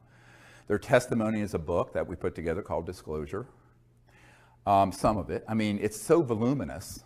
To give you an idea, I had 110 hours of testimony that I had to cut down to the 4-hour and 2-hour DVDs that you can get on our website. There's so much material. So it's unbelievable amount of material that that's on digital film. I mean, honestly, I did most of the filming, so it's not professional because I'm a klutz with cameras, but That's all. We didn't have the funding to do this, you know, like a big project. We just did it. It was all, by the way, the Disclosure Project had no paid staff, no office, all volunteers working in our spare time, all of it. So that's how it got done. And it still is how it's happening. So I think that people have to understand that, you know, we did the best we could with what we had. It wasn't like we had a $5 million grant or a $10 million grant to do this. We had a couple $100,000 to travel the world, interview all these people, and launch it at the National Press Club, which became the biggest event in the history of the National Press Club since Ronald Reagan was there. And at the time that we did the May 9th, 2001 event, it was the most watched event in the history of the internet, the entire internet. And the company that hosts the internet broadcasts out of the National Press Club said they had so many people trying to see it, it crashed their system. And that Bill Gates and others were watching this because they had never seen that many people trying to get on to see it. They had to grab every T1 line in Washington at the old system. Now you can handle it, but they couldn't handle it in 2001. And it was all in the media. Eventually about 800 million people around the world saw it. But then one by one, the media were contacted and told, take this down, take this down, take this down. 4 months later, 9/11 happened. But in the course of all of this, I've learned a lot. But, you know, one of the things I've learned is that you cannot expect people in power to bite the hand that feeds them. It's like the old 9 Inch Nails song. Will they bite the hand that feeds them? And the answer is usually not. And the other thing is that the currency that matters is, it's not impressive if you're a billionaire. I know a lot of billionaires. It's not impressive if you have a law degree from Harvard. It's not impressive if daddy left you $10 billion. It's not impressive if you're the president of the United States, if you're not willing to do the right things for the people of the world and of the United States and have the courage to do it. Now, that one word, courage, comes from heart, from the French. Do you have the heart and the courage to do it? That's what's been missing. Because for the most part, our politicians and our attorneys, most politicians are lawyers, they come up in a system where it's self-aggrandizing, naked ambition. And most people in the corporate world and in the political world are not going to do something that could be an enormously dangerous thing for themselves personally and could ruin their careers by being associated with it. And that's why I concluded by 2000 that the people have to do it. We, the people, have to do that. Now, one of the real other issues that came up recently was, have there been people who, over a period of time, been trying to work this within the system? Yes. There's a senior official at the CIA who for 20 years has been very, very supportive. He's part of that group, but he's on the side of disclosure. But he can't stick his neck out too far because he saw what happened to former CIA Director Colby. When he stuck his neck out, he was going to give Bill Colby, the CIA director, I think for Ford and Nixon, was going to hand off one of these zero-point free energy devices and about $50 million in seed money so we could get it out to the public. And the week he was going to meet with a member of my board, they found him floating down the Potomac River. Almost absolutely was assassinated. We can't prove it, but his best friend, a colonel, met with me and said, yes, that's what happened. And he knew it was a risk. So a lot of people who are friendly to this, who are on the inside, are afraid of being tweaked, terminated with extreme prejudice. And then you have other people who aren't on the inside, who don't have the courage of the ridicule factor, because the New York Times and the Washington Post, the big media outfits that are wholly owned subsidiaries of the intelligence community, frankly, when it comes to this issue, are going to absolutely roast and ridicule any politician that brings up the word UFO. It has to be done like on Kimmel, you know, just sort of ha ha ha, make a joke of it. So in 1953, the CIA decided that the psychological warfare aspects of this would be where the real enforcement could be, by just making it ridiculous. And they actually engaged, I have a document that proves this, Disney Studios, to make cartoons about little green men so that it would become the laughing stock and sort of defang the whole issue into sort of silliness. And so it has remained for 60 years. So it takes a lot of courage, not just in terms of your personal safety, but your reputation, because you're going to be ridiculed and laughed out of meetings, or you're going to be teased. And most people don't want to be ridiculed. I'm just the kind of person, I don't care what someone says about me. I mean, everything terrible you can imagine has been said about me, and so what? I mean, you just expect it. So, but most people in a public eye don't want to do that. And so disclosure is going to have to be with the people. So we initiated that in 2001, and we continue to do that. And I think that the biggest problem we've had, and I wrote a paper about this called When Disclosure Serves Secrecy. Now, this paper, I wish you would read it and memorize it. Everything I predicted in that a long time ago, it's on our website. And if you sign up for our email service, we occasionally send it out. It's a free newsletter. You can just sign up. It's seriousdisclosure.com. It's free. It's completely provided to the public. That paper describes the dangers of doing what we've done. And that is disclosure being hijacked by charlatans who masquerade as disclosure folks, who attach to all the body of evidence I put together the fear factor and the silly season and the evil aliens are coming to and eat us for lunch. All right? And that has happened. And the betrayals I will not go into because it will break your heart. So the truth is, the thing that keeps me up most at night is all this information being folded into which is all solid information, being folded into disinformation that's tailored to scare the public into what General MacArthur said, and that is World War III will be interplanetary. So now let me talk about the deepest USAP. The deepest unacknowledged special access project is the one that is tasked with doing the psychological propaganda, just like Hitler did with his program, for convincing the people that there's a threat that we should fight. This was launched in the 50s and 60s. First they made the subject ridiculous, and then they made it terrifying, like the movie Independence Day. And this was all part of a plan hatched in the 50s to be sure that we could continue to grow the military-industrial complex, but instead of just one country, sort of a unipolar expenditure out of mainly the United States and at that time Soviet Union, it'd be a global junta military effort because there's a threat from outer space. And they have done about 50 years, 60 years of very, very careful preparation. Now, the UFO subculture is replete with the influence of that. Most people don't understand it. And I wasn't surprised when I got a document in the 1990s from the Strategic Studies Institute describing this project. And this is going to be in our next film, if I can find a director that wants to make this film.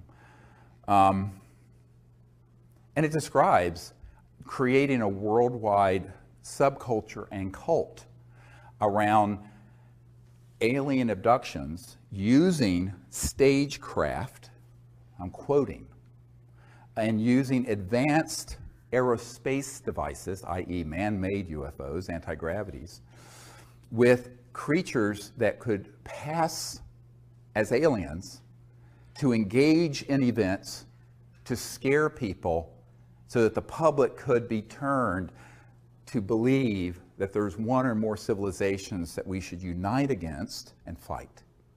And Ronald Reagan at the United Nations literally said, wouldn't our job of creating a unified world be easier if we had a common alien threat? This is, you can Google this clip of Reagan saying this. So that agenda and the Star Wars programs that go with it And 90+% of all UFO subculture books, movies, conferences are infected with that virus. Now, I'm saying unwittingly in many cases, because how would you know? If you haven't been read into a program that is so sensitive, and I've had physicists who worked at the Dulce complex and at the Pine Gap complex in Australia, that where they manufacture these what are called programmed life forms, these things that look like aliens that are 100% man-made, have integrated circuits in their neural complex, but they're biologicals, and they're on board these. But the people running the craft are military or corporate guys. And they'll sick these things on people, and they'll abduct them and put an implant in them. And the implants are made by EG&G. They're on the edge of the Nellis Range. You want to hear more? This is the stuff people really hate me for. Because I was told that if I expose this, this is where I'd be most at risk. Okay, because now I'm stepping on the toes of the eschatological fantasies of the people who want endless war. Eschatology is the study of how the world's going to end. And at the core of this secret group are folks who want to precipitate an Armageddon-type conflagration that's War of the Worlds. Because they love and they do it because they want people to be united around another common enemy, not just one country or subculture or religion, but the whole planet. Go look at the movie Independence Day. It's a script right out of the CIA. And so the whole point of that is that you have got to prepare people to hate. So, you know, it's not politically correct to hate someone who's African American if you're white, or if a gay person if you're straight, or hate women if you're a male, or a Jewish person. But it's completely okay to hate an entire planetary group of people, whether they're called grays or greens or purples or whatever, because they know that humans have within them this flaw. And it's in the primate monkey mind that is the root of tribalism. And I want to deconstruct this for a moment. We are 98.5% identical to chimpanzees and gorillas. And chimpanzees and gorillas do organize into troops and into warring sects that kill each other. And it is usually based on slight differences, of whether territory or appearance. And this can be exploited by demagogues, whether it's religious demagoguery, racial demagoguery, sexism, homophobia. Just pick it. Well, the big one is interspecies. So the next one is, let's get everyone prepared, and we can use these images, just like Hitler used the image of, you know, the blood libels of Germany, you know, portraying Jewish people as grinding up children for matzah meal, and this outrageous stuff that was propaganda. No, this is all true. Go look it up. Unfortunately, most people don't know any history, but you know, if you go look up the history of World War II, there was a foundation built for years for the Third Reich. That's what the Fourth Reich is doing, this secret government. And they've done it very well, extremely well. Now, I met with a man who would not come forward, who was on one of these early abduction squads. Now, don't get me wrong, not everyone who's had contact has had a false abduction happen, but the whole thing's been commingled. I've had contact, but it wasn't an abduction. So what I tell people is that if you mix this together and people don't know that there are two distinct things going on, you think they're all the same phenomenon, when they are not. And this man said in the early days, before they had these programmable things that look like life forms, that look alien, they would use little guys that were short and do a Hollywood mask and suit on one of these anti-grav devices. This is back in the 60s and 50s, 60s, 70s, and abduct people. And so they started this program long time ago. And it's very easy to do. Very easy if you understand the technology. Now, this is the other problem. Most people don't understand the extraterrestrial technology, and if you don't understand that, you're not going to understand what the reverse engineering spinoffs have been, one of which is what I'm describing. So when they realized that they could stagecraft this, and this is described in the Strategic Studies Institute document. I don't know, the director of the film Sirius didn't want to put that in there. He thought it was too controversial. The next film will have it in there. I'm going to override whoever the director is, that this has got to be in there. But that way you prepare the population for a new enemy to fight. How else can you grow the military-industrial complex from $1 trillion a year enterprise to a $3 trillion or $4 trillion or $6 trillion? You have to have an enemy. As Leon Panetta said, we're spending $110 billion a year to chase 70 Al-Qaeda members in Afghanistan. He said that. So how do you keep that juggernaut going? You've got to have another and a bigger enemy. So in the meanwhile, they'll concoct and create and keep the fire burning, manipulate the world to keep the fire burning deliberately. And that's what we've seen over the last decade. We go in and break Iraq, and then it creates, it just keeps this fire burning.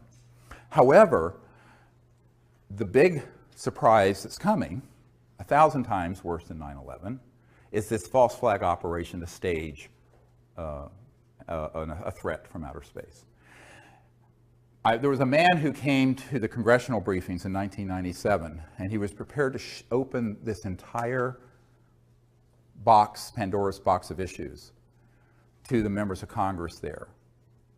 And I will not share his name. I keep a confidence he was going to do it. The night before the congressman came, some intel people came to his room who he had worked with in those projects and begged him not to disclose it.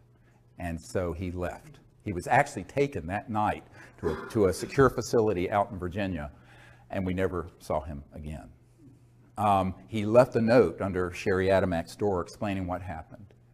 But he had told me privately, would not go on camera, that he in 1974 had been on an interagency intelligence committee that had all this already planned out, and they could hit a button and they could release events that would look like ET craft that are man-made anti-gravities, do things that would look like an alien assault on Earth that would stampede the entire world like 9/11 did into fear, where they would then be able to say, our next big challenge is to stave off the alien invasion. And I said, how ready was he? He says, we could have hit a button and the whole thing would have run, and that was in '74. Now, that's only because he was on that committee in 1974. He told me, but he said it was fully operational well before then. So we're getting into some really deep and dark stuff here. Some people are very disturbed when I share this. I don't think we have to, it's childhood's end today. You have to go into this with eyes wide open. And so one of my real concerns in putting together all the evidence and information I have on this is that then there are other people who are within the UFO subculture who will take the disclosure moniker and fold it into mutilations and abductions and evil aliens and this and that and the other thing. And I warned about this 10 or 15 years ago. And so it has come to pass. And I am very disturbed by it. It's the one thing that makes me want to shut down all my efforts. Because I don't want to hurt human consciousness more than it's already been injured. My whole purpose is to help us get to a point where we become a peaceful planet that becomes interplanetary and interstellar. Not World War III that's interplanetary. But people who are not very nuanced in their thinking, or as Dr. Richard Haynes at NASA used to say, unselective filters, non-selective filters. They just let anything through and are not discerning, will take information and documents and witnesses and people I have and then fold it in to this other disinformation, and they do not have the discernment because they have not been at meetings with people from Pine Gap and Lockheed and the Cube. The Cube is the big underground facility that Lockheed Martin Skunk Works runs up in the high desert near Edwards Air Force Base. It's the state of the art where all these things are done. And at Dulce, which does exist, There's a man on my team who worked at Los Alamos National Labs as an engineer, senior guy, who knew a man who got on an underground connector going from Los Alamos to Dulce to work on these projects. Now, if you go to Dulce, there's nothing there because it's accessible only underground. It's accessible from Los Alamos, it's accessible from Nellis, it's accessible from Edwards, all the way from Edwards, Air Force Base in the high desert of California. But these underground connectors, this is no myth. They do exist, and they're maglev, anti-grav, sort of, but they're underground. And you go in one place, and boom, surface in another. Now, this brings up the question is, it's like the old song from the 70s, Don't Be Fooled Again, or The Who, we won't be fooled again. Will we? And I think that's the problem. Knowledge is the greatest purifier, it says in the Vedic and tradition in the Bhagavad Gita. So knowledge is key. We have to share this information, but we have to do it in a way that presents the full story. And that's what I wanted to do today, is to provide the background of disclosure, but also how fraught it is for being hijacked by people who lack the wisdom, frankly, and the insight to know that they're being played by the intelligence community like a fiddle, and putting out information that can only pollute human consciousness to convince people, yes, the UFOs are real and the ETs are out there, but some of them we need to be afraid of and fight in the next big world war. One person asked me once, how can you prove that all of them aren't hostile? I said, well, you can't prove a negative. It's axiomatic. But I was asked this at Wright-Patterson Air Force Base. Let me tell you a little story that very instructive. So we're there, and there was a colonel there who was in charge of this operation at Wright-Patterson, and Bruce Ashcroft, who was an intelligence officer, although he was posing as a public information officer. He's really Air Force Intel, a suit. And so my military advisor and I, and another man who'd worked for the State Department and who was also a naval intel guy was with me. And so I went from the Rockefeller Ranch to Wright-Patterson Air Force Base, to this place where all this stuff from Roswell was originally sent. And we had this meeting because it was forced on them by the head of J2, the previous one I briefed, my people briefed, Tom Wilson, Admiral Wilson. And when we got in there, we basically said, we're not here to get information from you because we know what you have here. We've already penetrated what's here.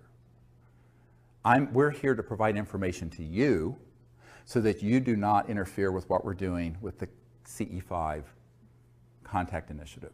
So civilians are not caught in the crossfire between you guys and what you're doing with ETs. That was the purpose of the meeting, remember. It's very high stakes. The one thing I don't want to do is have a group of people caught in the crossfire. So not that the ETs would hit them, but our folks might accidentally, and we almost were hit at Mount Shasta a few years ago. Yeah, I'll tell you this story if you want to hear about it during the question and answer. But during this meeting, the colonel finally, at one point, said, well, how do you know that these intelligences from elsewhere aren't a threat to us? I said, well, sir, given the galactically stupid things we have been doing, chasing them, firing at them, developing laser, particle beam, and other weapon systems, and knocking enough of them down that you've been able to reverse engineer them. If they were hostile, and they have interstellar transportation technologies, it would have been point, set, match, over in 1945, about the time we developed the atomic weapon. The fact that you and I are having this conversation and breathing the free air of Earth is abundant testimony to the fact that they are non-hostile, even if they may not be pleased with our stupidity. Don't get me wrong, I'm not saying that these civilizations are altogether in thrall with what's going on this planet. Who would be? Take a look around. But if they were overtly hostile, it could be over in a nanosecond. Because let me explain to you what the technologies are. Okay, all of you have looked at video games and Star Wars movies and Star Trek and other rubbish. So, okay, Wipe your mind clean of all the rubbish that Hollywood puts out. Now let's get into some real science for just a minute. If you're going from one star system to another, I mentioned this earlier, you have the ability to create an electromagnetic field and go post-quantum, what Einstein called the spooky effect, where it's the same particle appears in two places at once, like that. And it has to do with non-locality in physics, the non-local cosmos, and other dimensions. But the power associated with that under a controlled circumstance is almost infinite. And if you were to take that knowledge and weaponize it, you could take a planet, target it, turn it into a pink mist floating through space instantly. It would not be a bunch of little laser guns going like this, like you're playing, I mean, so if these civilizations have gotten here, by definition, they're interstellar. And if they're interstellar, they're transdimensional. And if they're transdimensional, they have technologies that would make our hydrogen bombs look like a Tinker toy. All right? And yet here we sit, notwithstanding the fact that we have been using electromagnetic weapon systems to target them and knock them down since 1947. The Roswell crash was a targeted electromagnetic switch that knocked two craft down. They actually collided with each other. One went down near Roswell, one continued and impacted near Socorro. This is in an FBI document where it talks about a new radar system, that's a euphemism, that was turned on, and these two ET craft hit each other, went down. I know men who have operated the state-of-the-art ones that began to be developed in the 50s and 60s. And now we're 60, 70 years into what are called scalar or longitudinal electromagnetic systems, which are sort of electromagnetic pulses that instead of having a wave like this, are point radiation. So they're multiples of the speed of light. And this scalar technology has been worked on for the better part of 100 years in some circles, but certainly intensely for 70. So we have used those systems to track and target ET craft since the 40s. So if they were in fact so hostile, we would have known about it massively. Now, it isn't to say that they may have interests that run counter to the dominant paradigm on Earth. But what's the dominant paradigm on Earth? War. The dominant industry of the world, the number one largest, is war making. And still is in 2015, when we should have had world peace 100 years ago with the League of Nations. So this is a big question. And so they may be viewing us a bit jaundicedly and cautiously. And as one British intelligence officer told me, when we detonated the first atomic bomb, a big red flag went over this planet, and it was like kicking a hornet's nest. They became very concerned that we were reaching very advanced technologies and science that was instantly being weaponized and being used against one another. And that meant that we became an existential threat to ourselves, and in time, we, humans, could be an existential threat to other worlds. So that's part of the concern, and it's justified concern, because humans don't have a great track record. Now, this is only because the good people of the world, I mean, most people on the planet are not wanting to blow the planet up. I lived in the Middle East for 3 years. Most people, Arab, Israeli, Christian, Jewish, Muslim, they just wanted to educate their kids. And I mean, if you get 10% of sociopaths who want to create trouble, your society's a wreck. And that's what we're dealing with. The good people have allowed the 10% or 5% of sociopaths and psychopaths to run amok, which is what happened with Hitler in Germany. So the good people have to find their courage. And that's our job, your job, my job. So I view this as something all of us have to do. It isn't, don't look to the President of the United States, as John Podesta said. And by the way, a little footnote on that, people think his interest in this was recent. It wasn't. After we did the National Press Club event in 2001, he publicly came out in favor of disclosure. This is the senior advisor to the President Obama.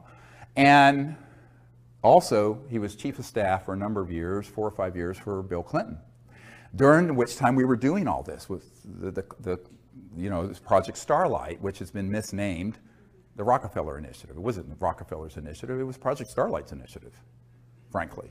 So, but Podesta was always aware that, in a sense, what Truman and then Clinton said about the White House is that it's the crown jewel in the federal penitentiary system. That once someone is in that system, they're so in a box. And when he left the Obama administration recently, he tweeted out, which became this big uproar, about how one of his regrets was not being able to effect UFO disclosure. Now, some people thought it was a bit of a joke, but it wasn't, because there's a press conference in 2002, after we did our 2001 National Press Club event, where he talks about disclosure and needing to end secrecy and release the UFO files and information. But his interest goes back to the Clinton era, before, because he was chief of staff for Clinton when we were doing all this work, prior to what the public knows as the Disclosure Project. Does that make sense? So he was also the POC, the point of contact, for Obama and for the briefing that's here that I provided after Obama was elected. And he assembled the Obama cabinet, did not immediately take a role in the Obama White House, but he put the cabinet together. He was the head of the transition committee between the election and January 20th, when Obama was inaugurated in January 20th of 2009.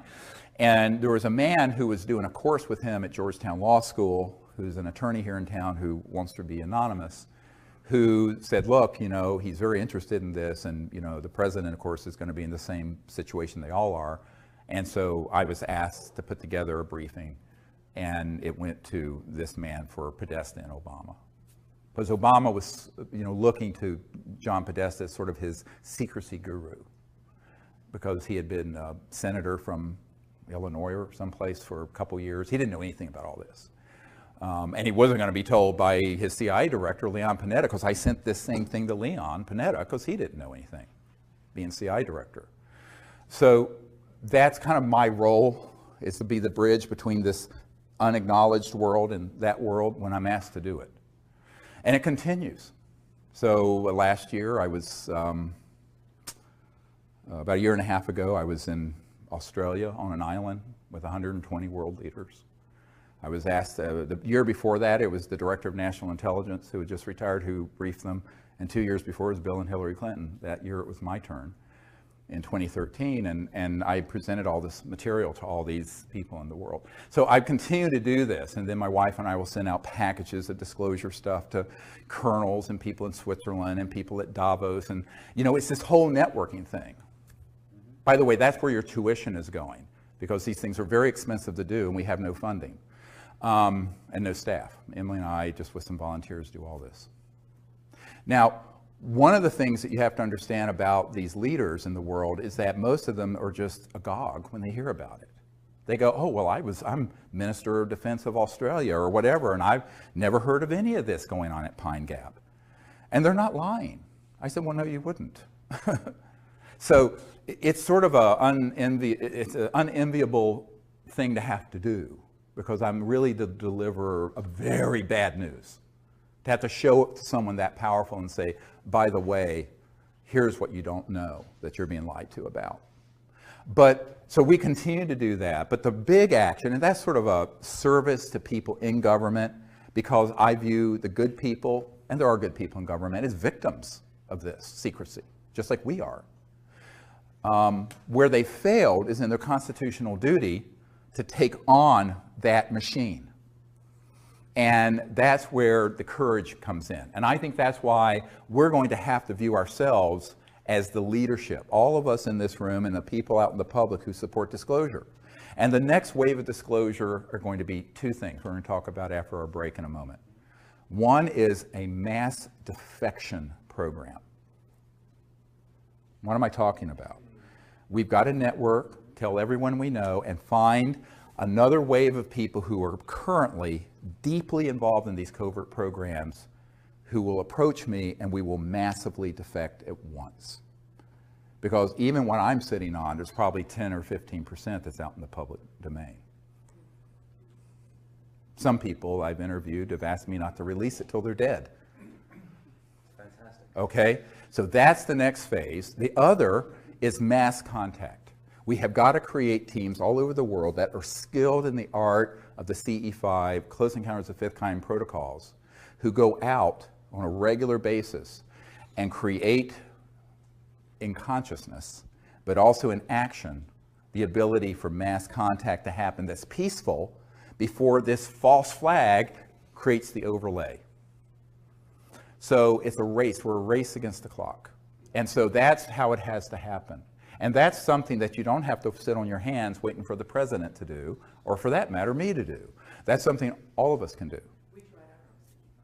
Yeah, and people who've done the CE5 initiative, even using the app, we get reports every day on our website of amazing contact and things that they've had. So if more and more people start doing that, the ETs are going to get the message that not everyone on planet Earth is sleepwalking.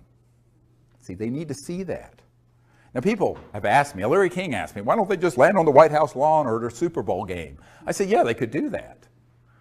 But all that would do would trigger mass panic, because these folks in the intelligence community would say, we're being invaded. We need to fight them. They know not to hit that tripwire. They want us to invite them and create the correct atmosphere of universal peace in consciousness and action to make contact. Then they'll come. We build it, they'll come. They're here anyway, even when they're invisible, because most of the time they're shifted beyond the speed of light and you can't see them anyway. This is what I'm going to talk about in LA at this workshop I'm doing in Glendale.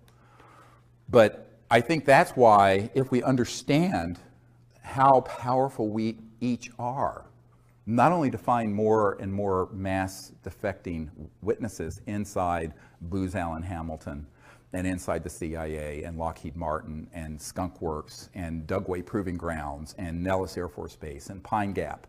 And I have a whole list of corporations and facilities that I've updated of where these operations are currently going on. And we need to have people in those systems come out.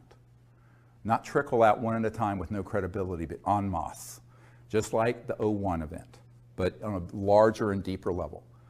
So that's what I'm calling for now. And then the other is all of us becoming ambassadors to the universe as citizen ambassadors, peaceful contact. And that's something every single person can do in their own community. And if you do it and you practice it and learn what the protocols are, you'll be quite stunned at what will happen. It's beautiful. How do these groups manage to get money from the, because they get government money? How do they do that since they're working outside the realm of typical government agencies? He asks, how do they get the money from public coffers to run these sort of projects? It's actually a very good example of it is one of our witnesses who worked for SAIC, Science Applications International Corporation, in La Jolla, California, is the headquarters. And this is one of the crown jewels of the contracting entities that deal with this issue. And SAIC deals with many issues, but they sort of have companies within companies within companies. That's the way it's structured. And this particular witness, who's one of the Disclosure Project witnesses, was a woman who had been recruited to work for the company. And she was in a program that basically was a room and a bunch of file cabinets. And what she did, they took in millions of dollars based on a grant and or a proposal for funding research. It went into their office, went out the back door of the funds to a black project.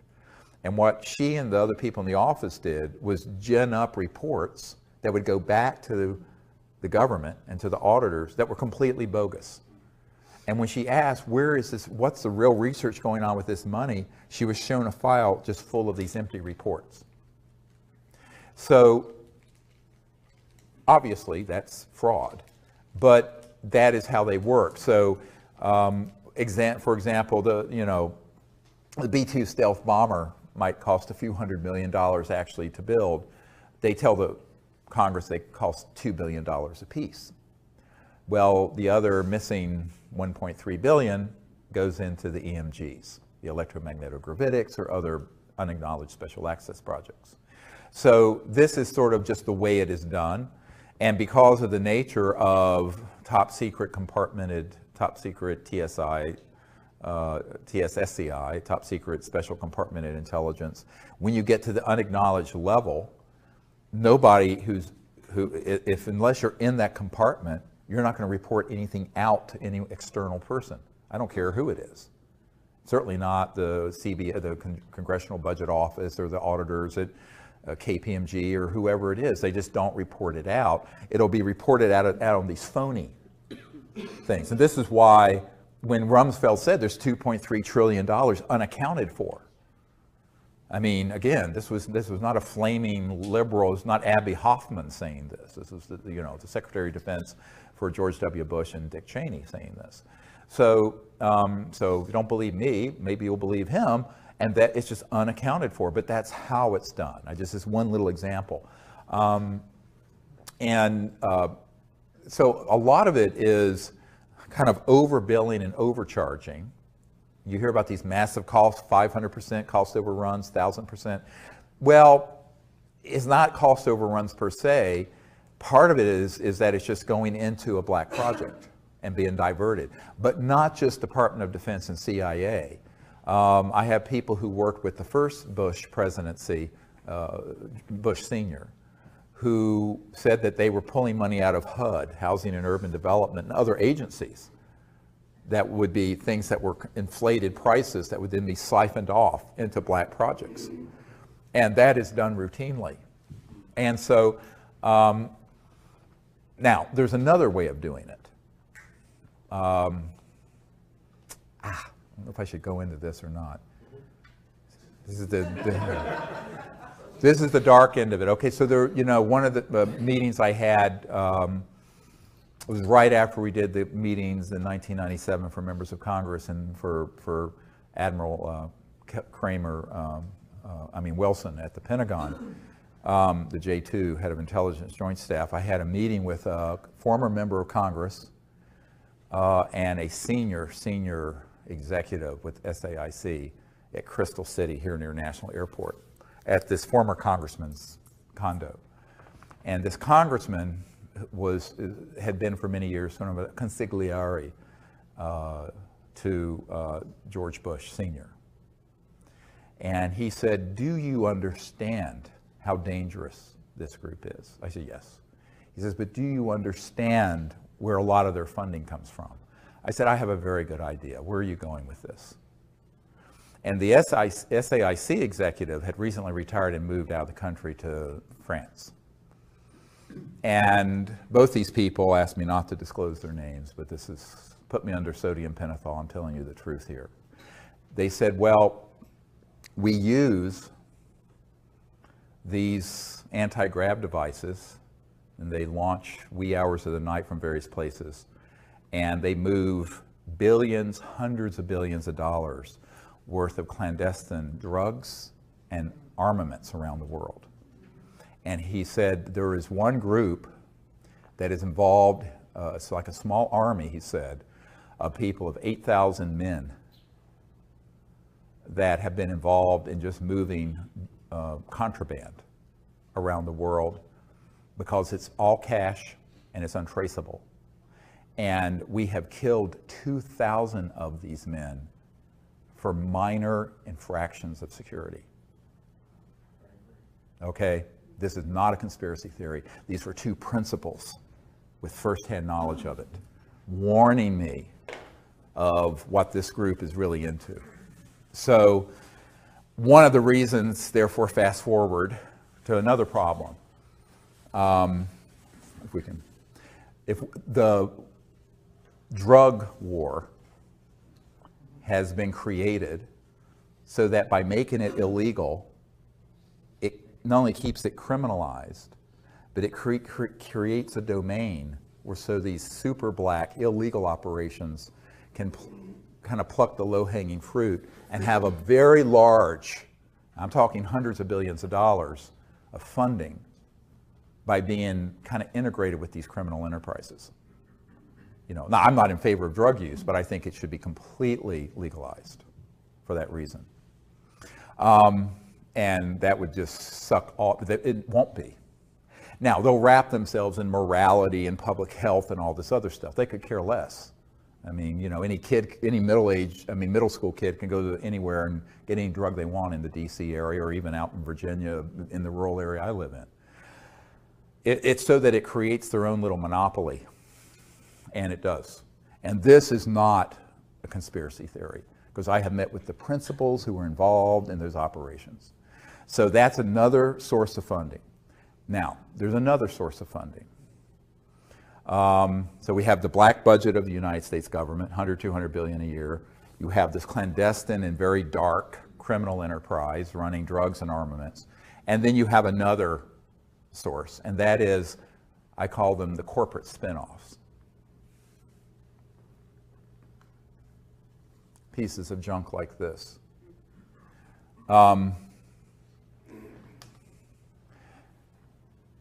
The technologies at Murray Hill facility, AT&T in the early days, Bell Labs, Lockheed, there's a lot of technologies that have been spun out of, as Colonel Corso said in The Day After Roswell, that were studied that have made their way into the public by studying extraterrestrial materiel that have come from our downing of these spacecraft.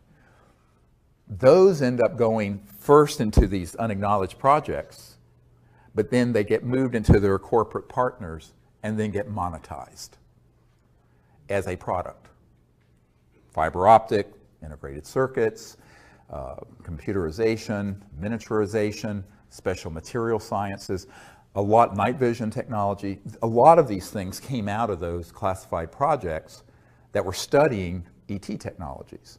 Now, what they've held back are the energy generation and propulsion systems, but they have monetized and become enormously wealthy through these others that have been monetized. Now, we the taxpayers have paid for that research, but it ends up getting a patent and gets spun out as look what we invented. Now, most people, and it's interesting that this guy named Thiel, who was one of the co-founders of PayPal, I believe, recently said in an interview with Fareed Zakaria on CNN that there has been no real discoveries and progress technologically in 50 or 60 years. And this was on CNN. It still takes you the same amount of time to go from JFK to Paris now as it did in 1964, 50 years ago. And that basically what we've done is sort of tinker around the edges. Now, I know people, when they hear me say this, the people in Silicon Valley and who think they're high tech with this, I mean, we had telephones 100 and some years ago, so are just like appalled. I said, yeah, but the internet was developed by DARPA, the Defense Advanced Research Projects Administration. The technologies that are in here were spun out of these covert programs, and then people innovated them. They did innovation and applications, not discovery. So, and if you come up with a fundamental new discovery in science and technology that is really disruptive, i.e. free energy or something like that, it will be confiscated, either under a national security order or if it goes through the patent process through the patent law provisions for seizure.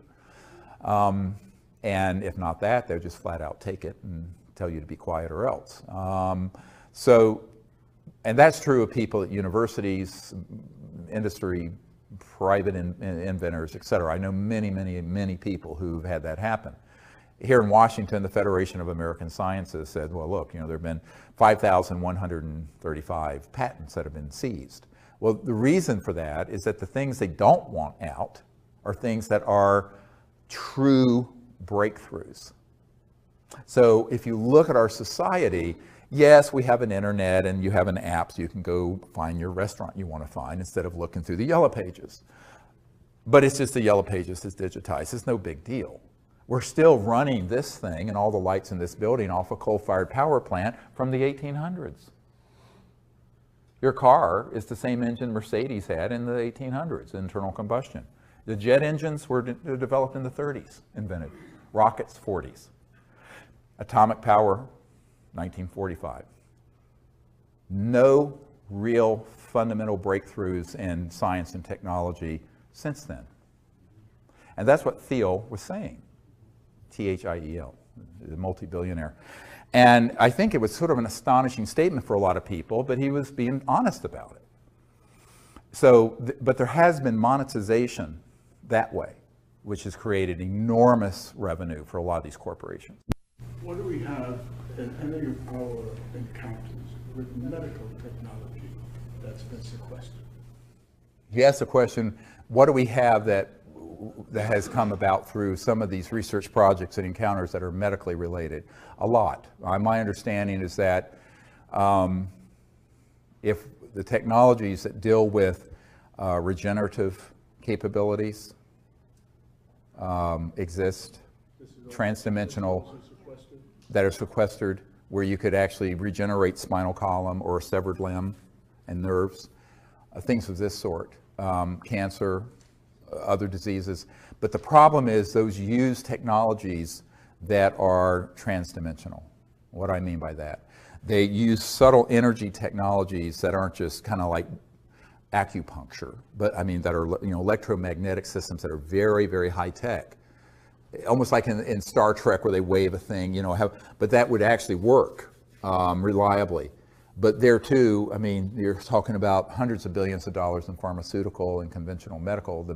There's agribusiness, medi-business, military-industrial complex. A lot of toes would be stepped on. But also, more importantly than that, is that if you open a window into an application that's medical related to these technologies, people are going to see the energy implications of it. And with that, it's goodbye oil. It's goodbye coal.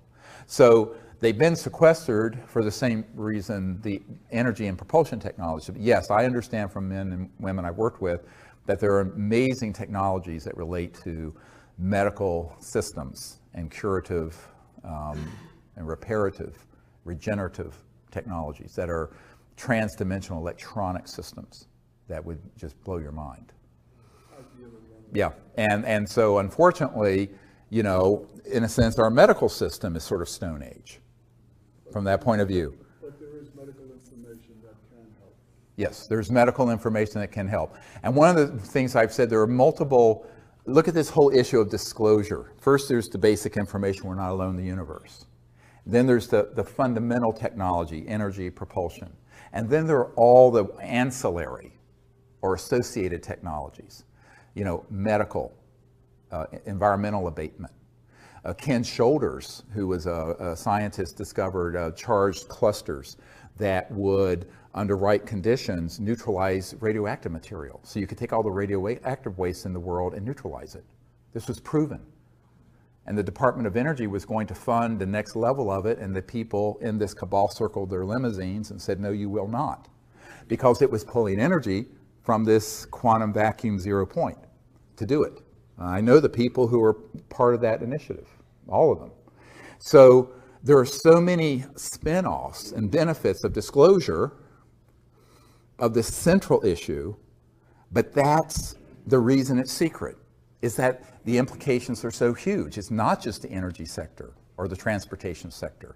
It's the medical, it's the pharmaceutical, it's all of it. But, you know, would 99.999% of humanity benefit if it was used peacefully? Now, there's a big caveat. If it was used peacefully, yes. The bigger question becomes, as a colonel who was in charge of future technologies for the Air Force, and I discussed here in DC not long ago, what if they're weaponized? I said, well, they already have been, haven't they? Yeah. But they're covertly weaponized. But what if they proliferate and are weaponized? So this gets into sort of the larger question, evolutionary question of, are we willing to go forward as a peaceful civilization or not? Because we are at a crossroads where if we don't go forward peacefully, we won't go forward at all. And it's not world peace, it's universal peace. It's interplanetary. So one path leads to, it's like the Hopi line or the Hopi prophecy rock. One line leads to termination and the other one leads forever out into the future, into the stars. We are the last generation to make that decision. We don't have another 100 years. So that's why this is so critical. It's why I left my medical career to work on this, because I came to realize, once I realized what was behind the secrecy, why it's so secret, that it really doesn't matter. I mean, yes, I can save one life at a time in the ER, or maybe 3 or 4 when I'm really busy, but I used to have to run multiple code blues. Code blues when your heart stops. But now we have the responsibility of the earth and all of her children for the next thousands of years in the balance, hanging in the balance. So humans have been trying to make this transition for a very, very long time, and it keeps getting thwarted by, let's say, call it special interests, people who are hell-bent on maintaining the status quo of the financial system, the political system, whatever it is. But there has to be let's say a nonviolent revolution that has to take place. I'm not a violent person, but I don't think you let these the sociopaths who have another agenda to continue to call the shots as they have for the last 100 years. We have to have the good people step forward. Most people, though, who are nice are too nice. And one thing that I found very early on in 1992, when the head of Army intelligence threatened me, I said, basically, screw you and the horse you rode in on. You get in my way, you'll be in Leavenworth Federal Penitentiary for the rest of your life, because I've got witnesses and documents that involve you in covert illegal projects back when you were a young officer. And he went, oh. I said, you want to get on the dance floor? Come on. Yeah, I've got a lot of stuff that, but that's, so that's ugly, perhaps, but, you're not going to threaten me and get away with it. But I think that most people, here's one of the problems, is that people are either too nice or they don't have the courage. Like so many of the technologies that I know are held by people who are out there that we've met with, who could bring out these technologies, the first time someone comes up to them and goes, boo, they put their tail between their legs and they run. They're not willing to take the risk. Now, you have to be willing to take the risk, including losing your life, or you can't go anywhere with something like this. Or if they know they can put you on the run with the least little threat of defaming you or threatening you or what have you, they know they've got you, because that's what's going to happen. So the currency the only currency that matters, you have to know about this, you have to have the vision of what to do, there has to be a certain fund of knowledge and intellect, is why I'm sharing. But when push comes to shove, how much heart courage do you have? And that's true of these medical technologies, it's true of the basic energy technologies, and it's true of the state of the world. So we have to find our hearts, we have to find our ability to come together so that the good people of the earth prevail over these sociopathic folks who have a eschatological agenda, who love, sort of endless war and have the sort of the crescendo happen with some sort of bizarre, Armageddon type thing. Now, of course, if they keep fooling around, they may get their wishes, because the earth isn't going to be able to endure 7 billion people living like we do indefinitely. I mean, we have both polar ice caps melting, and the equilibrium of the earth is becoming, including the magnetic field, increasingly unstable. So this instability is going to increase and not decrease if we stay on the path we're on. It's like the old saying, unless we change directions, we're likely to end up where we're going. Yeah, regarding disclosure, the issues of free energy technology and such. Is this the proper picture? It seems that the direction really of disclosure, looking down the road, is one of greater consciousness. Is that true? Right. Right. That's what you're really looking for. Well, yeah, he's asking, is the big picture about disclosure is greater consciousness. It's not just greater, it's the correct consciousness that can support a peaceful application of this. And also a new way of, as Einstein said, no problem was ever solved by the consciousness that created it. And the problem of endless war and the problem of taking every advance of technology and turn it into a new type of club to hit someone in the head with, this is a big problem. And as this colonel in the Air Force pointed out, these technologies would enable someone in another country to deliver a payload in less than a second from the Middle East to Washington. Think about it. Okay, so all technologies can be weaponized. Now, in covert programs, they already have been. But so on the one hand, we have to acknowledge that there's this secrecy. It needs to be overseen properly. But the disclosure is when the work begins. When this information is fully out there, including the technologies beginning to come out, we're going to have to completely change the way the world thinks and works. Now, it's going to have to be a world of collective security, where if there's anyone, anywhere on the face of the earth, that weaponizes and tries to use these technologies for harm, they are stopped by all means necessary. And I mean all means necessary. Could we do it? Yes. Now, do we already have the means to monitor and enforce that? Yes. Why haven't we? Because they want to subvert world peace by keeping endless war going. Because war, for the recorded history of the human race, has been the central organizing principle of every city, state, and nation. And they don't know what to do. How do you organize people if all of a sudden there's world peace? So, an interplanetary peace. So, I always point out, we don't want to have a unified, peaceful world in order to have interplanetary war. Now, this is the going backwards, a big step, not forward. So, but that is the biggest jump in human consciousness we've ever seen. And it is a spiritual and social, psychological issue more deeply than it is a technological or information one.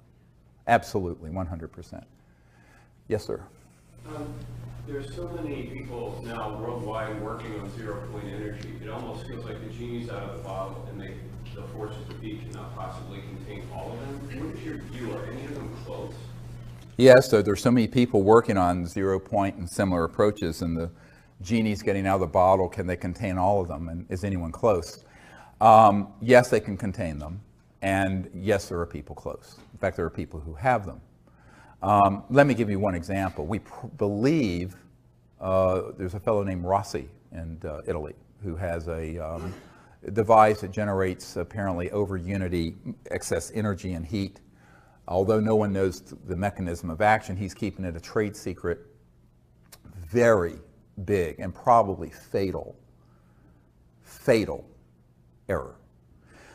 The people I've met with who have developed these systems have all either taken it to their graves or had them confiscated before they can get out to the public significantly because of some central strategic errors that have to do with the idea that they're going to be able to handle that technology like you would a new app or a new Silicon Valley computer system. When you're dealing with something like this, it has to be done completely openly, open source, and you have to have millions of people know what's happening in real time. Stan Meyer took his knowledge to the grave. You know, if you look at the workshop I did about a year ago here, is that there have been literally hundreds or maybe thousands of people who have discovered this same effect. And they've all made the same set of predictable errors based on their handling the technology as if it were conventional technology when it is not. And so I would say, yes, there are people out there who are working on it. Some, I believe, have. I have a friend at Stanford University who knows a man at the National Security Agency who confided that they're tracking what Rossi is doing very carefully. which indicates to me where there's smoke, there's fire. If Rossi's listen, heads up. So, but strategically, tactically, and strategically, he's handling it in a way that guarantees failure. Because by keeping it tightly held, coveting, trying to keep it secret, overly concerned with monetizing the technology instead of getting it out, he is going to step into every booby trap that's been set out there. And the chances that it will make its way out to the public is infinitesimally small. And that's not just true of Rossi's technology, but of every other person who has that same idea. Again, it's because the system exists to hoover up, suck up all those technology and sequester them. Now, I just recently learned in the last couple months of a man who was working with a group of investors who was funding a man up in New York at a university, a professor, a physicist, who had discovered how to take just natural gas and burn it so there was 0 carbon and 100% utilization. That technology was going through the second round of funding and was bought out by a division of the Army and black shelved. This is fairly recent. There was another technology he was working on dealing with batteries. And as you know, like Tesla Motors has like 900 pounds of lithium batteries in that car. It's a very inefficient system. We have a Chevy Volt that it runs on our solar farm out in the country. But it's incredibly backward technology. And a group had developed a battery that was, instead of 900 pounds, 100 pounds that would charge in 15 minutes. That would take okay, but it was so radical that Tesla and some of the other groups had put together, I think it was about $1 billion between 2 different groups to acquire it, and British Petroleum came in, bought it for God knows how much, and black shelved it. This is fairly recent. So these are not conspiracy theories. This happens every day. So if you have a technology and you go the conventional investor route, funding route, patent route, intellectual property route, it's DOA, dead on arrival. Now we've seen this over and over again, going all the way back 100 years. So, you know, the definition of insanity is doing the same thing over and over again, expecting a different result. All right? So what I want to say to these technologists and inventors is that don't keep making the same mistake. But ultimately, the money factor and the greed factor and the power factor, people wanting power and money and da-da-da, they really think they can just like be like the next Facebook guy or the next, you know, Standard Oil, Rockefeller family. That thinking is what ends up being their Achilles heel. Because ultimately, it ain't going to work that way. And someone's going to have more money and power than the next person has, and they're going to buy it out. Or it's going to get sequestered through a national security order. So the only way to do it that I can see is to do it openly, transparently, in real time. Every step of your development is uploaded to the internet, which is my proposal for the energy research and development program we want to do. Well, we don't have the funding to put that together. But if I were just to be put on the advisory board for these new energy researchers, I would say that's the first thing you have to do. The problem is many of them are trying to get funding from people who want to be able to get a return on their investment. So that gets into the question of you have to find people who are true angel investors who want to put the funds in, and they may never see a penny out. But that's very, very hard to do because, you know, it's the golden lamb sort of thing. And that's the real problem. And I think that until we learn that lesson that the last 100 years of experience has given us collectively, we're going to keep making that same mistake. And all I can do is advise. I can't force folks to do it. And we'll see. I would like to see someone make it through that juggernaut. But I'd be very surprised if they do, using the strategies of conventional business, intellectual property, finance, and investor concepts. I've been following your work for a lot of years, and particularly that video that you put out, where there were like 400 or some people that worked for the government, and they all stood up at the podium and they spoke I was amazed that you put that out there. But I read an article that you had put out talking about Buzz Aldrin. He had died back in November, and you put the article out about his death and how his family couldn't speak about. Oh, I think that was Neil Armstrong, actually. Neil Armstrong. Yeah. The first man to walk on the moon. Yeah. Exactly, and you said that when he landed, he saw something that he couldn't talk about? Yes. What was it? Yeah. This is a really great question about what really happened. You know, my uncle worked for Grumman, that became Northrop Grumman, and Grumman had the contract to build the lunar module. It landed, a funny looking thing that looked like a spider. It landed on the moon in 1969 on July 20th or whatever it was. The first two men on the moon were Neil Armstrong, and after him Buzz Aldrin. Yeah.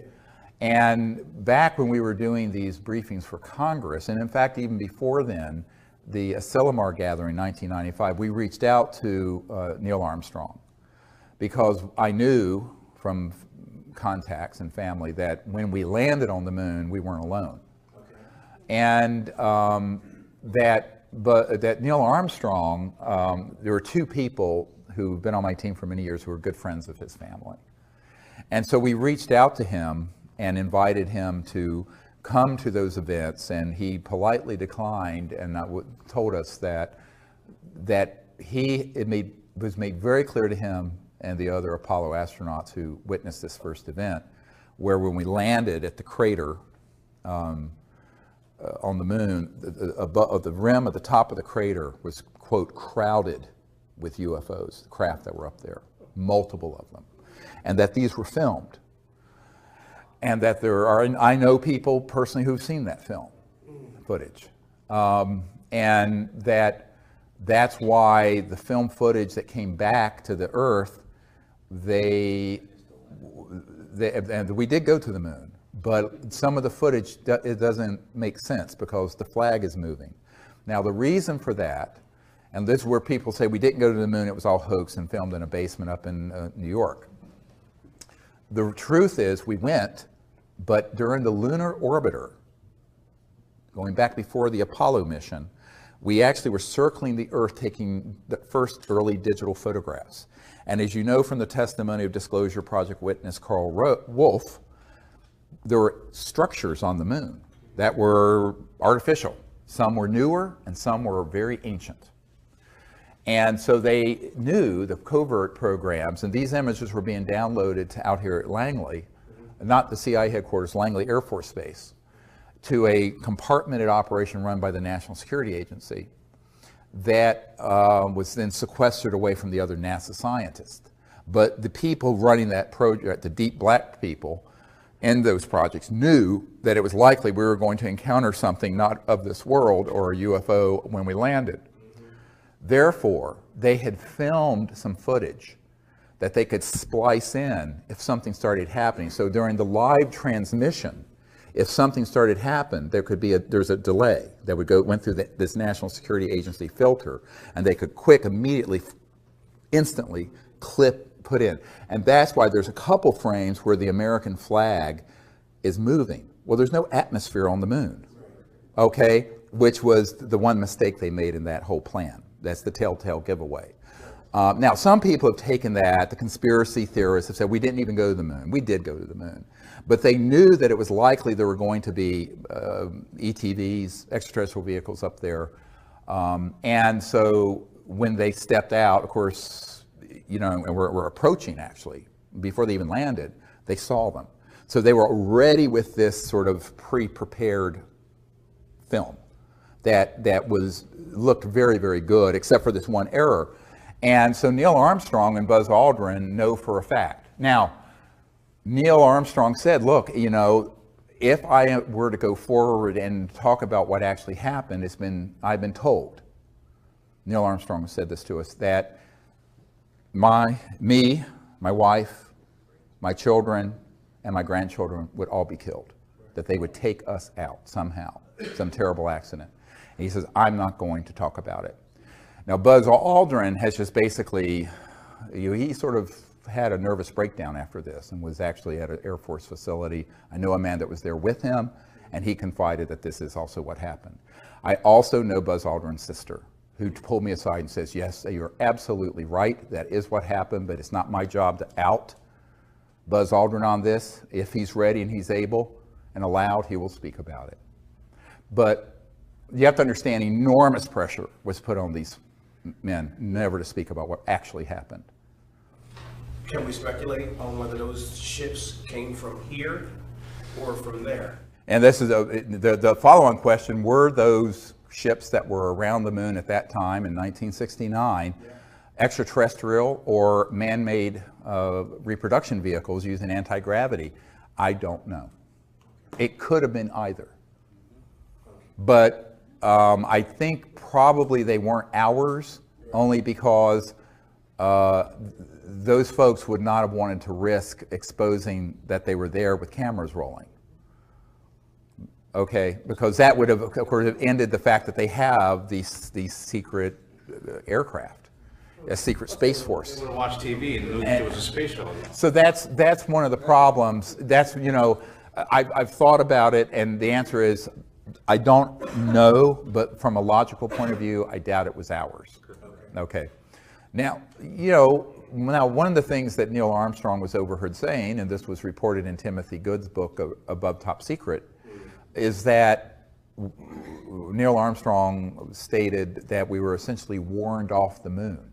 That, in other words, these civilizations did not want us going to other moons or planets to colonize them with the consciousness of nationalism and the Cold War. Because remember, the Apollo project was really a proxy for the Cold War.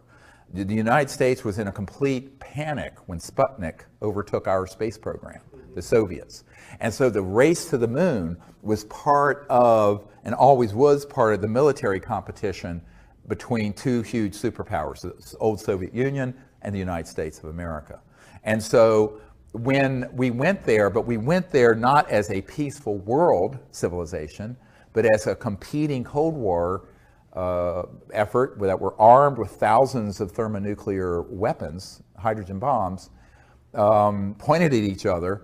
That was not the consciousness that the ETs want to see us going into space with. They want us going into space with the consciousness of peace and cooperation, not militarism and war.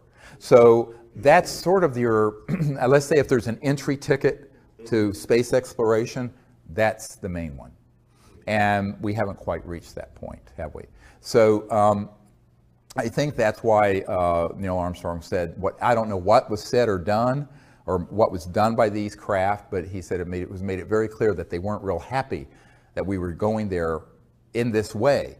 And that's, in my opinion, why we wound down the space program to the moon.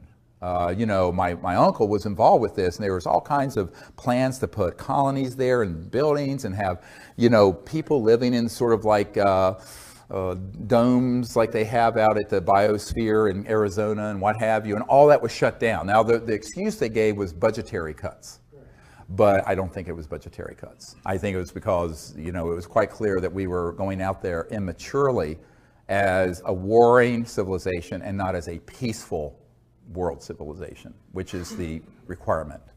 Yes, ma'am. But Kennedy had talked to the Soviets about going jointly. Was that a peaceful thing together, or what prompted him? What did he know, or what was behind his question? Because he took a lot of flack. Yeah, Kennedy did want to do an international, from the beginning, space program. And, you know, when he was assassinated, Khrushchev wept and stated, now we will not have world peace. Because Kennedy, and actually Bobby Kennedy said this, Bobby Kennedy Jr., who I've met, said this recently on a CNN interview, is that his intent was, in his second term, to get completely out of Vietnam, to do a cooperative, and to make total peace with the Soviet Union. Now, of course, there goes $1 trillion in military industrial intelligence spending. And they were not happy about that. He was also going to disclose this UFO issue. And I think there were a number of reasons why, you know, he was just not willing to succumb to their view of how the world needed to progress with endless conflict. And that's why there was no second term of Jack Kennedy, in my opinion. Now, from what I know, and this is also somewhat corroborated, although in a bit of a titillating way, with the document I got from the National Security Agency contact I have. That's the Marilyn Monroe document. And in the Marilyn Monroe document, it's a top secret document that was handed off to me, never declassified, authenticated by a man who used to be General Odom, ODOM's right-hand guy, who was National Security Agency head for years. And in this document, it was a wiretap summary that the CIA wiretapping a bunch of people, but mainly Marilyn Monroe, who, as you know, had an affair with Jack Kennedy and also with Bobby Kennedy. And they knew it was coming too public, and so in 1962 or whenever it was, they cut that off. And she was furious, so she was calling up Bobby Kennedy, this Attorney General, and an art dealer named Rothberg in New York, and other people, saying that she was going to hold a news conference to tell Jack Kennedy, to tell the world what Jack Kennedy had told her about, quote, objects from outer space that were recovered in New Mexico in the 40s, clear reference to Roswell, as well as some other matters. That wiretap summary is dated the day before they found her dead. Now, when I brought this up to, there was a famous actor and singer named Burl Ives, who used to be on our executive committee, and he was friends with Marilyn Monroe and Elizabeth Taylor. And Burl Ives, when I showed this document to him, he says, he just held his head. He says, we all know Marilyn was killed and that it wasn't an overdose. We didn't know why. And he was a 33rd degree Mason. Burl Ives was. He has a room in this building next door, the big 33rd degree Masonic temple next door. And I said, yeah, well, Marilyn didn't know what kind of big toes and big gorillas she was stepping on. But of course, the whole world would have covered that press conference. It would have been sensational. And so Marilyn Monroe almost certainly was assassinated because she was going way too far off the reservation. And this document has the proper project code names and code numbers for that era. Project Moondust, Project 46, some of these key project code names and code numbers for the early 60s. I have that document. It's in my first book. It's there for anyone to read. It's explosive, and it's dispositive, actually. But unfortunately for Marilyn Monroe, you know, she didn't realize that this was non-trivial. This is not a trivial thing to hold a press conference, a person of her stardom in that era. I mean, she was huge, talking about these specific issues, because she had learned that apparently in pillow talk with Jack Kennedy. And so it cost her life in order to keep that quiet. Well, I was wondering, the organization is an invisible organization that more or less runs the whole thing. Mm-hmm. If you were going to put a face on it, or an organization, do they hold regular meetings, or how do they operate? They have to do some kind of thing right now. Very good question he's asking. You know, this group, Magic Control, the Majority Committee, Joint Intelligence Committee is what it is called. That's where magic comes from, MAJIC. They do have meetings. It's actually transnational. There are people from other countries involved with it, not just U.S. Always has been transnational. The U.S. is key because it's the economic and technological powerhouse, but Great Britain is also very important in all this. And you know, there are various people who have been on the senior committee, such as Admiral Bobby Ray Inman. I know for a fact he was the head of the National Security Agency. Prior to that, he was Deputy Director CIA, and then he became a board member of Science Applications International Corporation. So I know a number of the people. I've met with some of the people who are on this group, including people who are deep cover in the CIA and elsewhere. And former members of Congress and other SAIC executives I've met with. But, you know, it's also very compartmented. So in other words, you may have 200 or 300 people in this group that are the sort of committee, but even within that, it's a pyramid. And there are there's compartments within it. Not all of them know what is everything going on. It's not like it's an all access pass.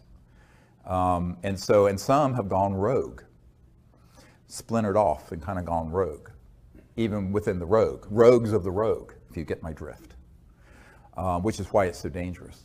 I could draw a whole diagram of it, but you can kind of imagine some of the key people. More recently, General Michael Hayden has been involved with that committee, who had been NSA head and CIA director. So some of these people are known in the public, most aren't. And what I would say is that a lot of the folks who are in the corporate contracting world, or what's called WFO, work for others, contracting, are key to this. I remember years ago, right before I was going to have the meeting with the Clinton CIA director, I was in Arizona at the Wrigley Mansion, the Wrigley chewing gum people, but it had been bought by Jordy Hormel of the Hormel Meat Company. And there was a man who was a member of this MAGIC, this MJ12, they used to call it, group. And he asked me to come to the mansion late at night, 10, 11 o'clock at night. I went there, and it was Jordy Hormel was nowhere around. They were just using the facility. And this was a high-tech digital guy, and who actually moves around in the UFO subculture. And we were at this table. It looked like a big conference table, and all these suits were there and people. And they were basically, telling me that I was barking up the wrong tree, meeting with the CIA director. And this man pulled me aside, and he said to me, the CIA director and president doesn't know about this, and they're not going to know anything about it. If you want to know about what's really going on, come talk to people like us. And it was a whole room full of folks like that. Spooky. And then it was interesting because, a couple years before, the former head of Army Intelligence had offered me $2 billion if I would stop doing what I was doing, close my operation, and join his group. He had a $2 billion slush fund out of Eastern Europe. And I said, no, thank you. And that was when $1 billion was a lot of money. And when I refused, and he went to my wife, tried to convince my wife that I should do this. But this was 2 years later, and this guy said, you know what? This is how they operate. We checked you out. You're a doctor. You have really good credit. Take out all the credit cards you want, and you can run all your operations, max them out each month. Because my group, we run the supercomputers that back up the global financial system, and we'll just zero them out every month. That's what he offered. We'll just zero all your credit cards out every month. I said, well, that's very nice of you, Jim, to offer that, but then you would own me, wouldn't you? Because you'd have a record. And I said, I'm afraid I can't do it. He says, no, we're just trying to help you out. You see how this works. That was in 1994, 93, and then 94. So I've, over the years had multiple of these sort of approaches, which is quite bizarre. And you couldn't make this stuff up. If you put it in a movie, people would think it was fictitious. But it is how they operate. So the corporate and contracting end is really a lot of where the action is with these large corporations and their compartmented groups. And then within certain agencies, there are select folks who are on this committee. So it's not all one thing, but they do have meetings, and it's evolved over the years. My understanding, I was told this some years ago, that about 70% of that group favors what I'm proposing. But the other 30% who are the really violent ones are opposed. And they don't mind killing one of their own, like Bill Colby. Bill Colby was in this group. He defected, but he did it alone. And he was going to make a run at the crown jewel of what they were keeping secret, and that's the energy technologies. And that, as I mentioned, that week they found him floating down the Potomac River. So, and I think that was in 95 or 96, but, you know, I think this is why, you know, I've had some very tragic things happen in my life, if you read between the lines, and that's why I decided I had to find other ways of doing this where we don't increase this body count. Yeah. Yes. Okay, first thing, sorry about my terrible accent. No, you're fine. Okay, so this is an important and personal question for you. How the ET choose you and how they decide you are the right person for making contact. And if that happened and they contact you after that, what to do? She's asking how the ETs choose, not me, but you, a person in general, to make contact. I think that there's a saying that's been, I think, inappropriately translated. Many are called, but few are chosen. I think it really is supposed to say, many are called, but few choose to answer the call. And so I think that there have been knocking on our front door and our back door and our side door for a very long time, these civilizations. What they're waiting for are people who will approach them without fear and prejudice, without violence, who understand a little bit of their reality, who will educate themselves a little bit about what it means to be interstellar. And to be interstellar means to be in an extraordinarily high state of consciousness, personally, but also your technologies are interfacing with consciousness. And so that's why, you know, if you approach it with an ethical and moral intent of a pure heart, peaceful purpose, no fear, no prejudice, but also have prepared yourself for, shall we say, the unusual, even strange or bizarre ways that they may interface with you, so you're not afraid when they do, then they will. But they expect a certain level of you being educated and prepared. And then they will. And I don't think it's, you know, I've always said, I don't think I'm special. I don't think anyone is disabled from being able to make contact. I think it's them willing to go through the process of training and education, but more importantly, what is the purity of your heart and intent? You know, it can't just be because you want to see a UFO and be entertained, like dolphins at SeaWorld. It has to be for a sincere purpose to be a liaison between humanity and their culture. And if there's that purity of intent,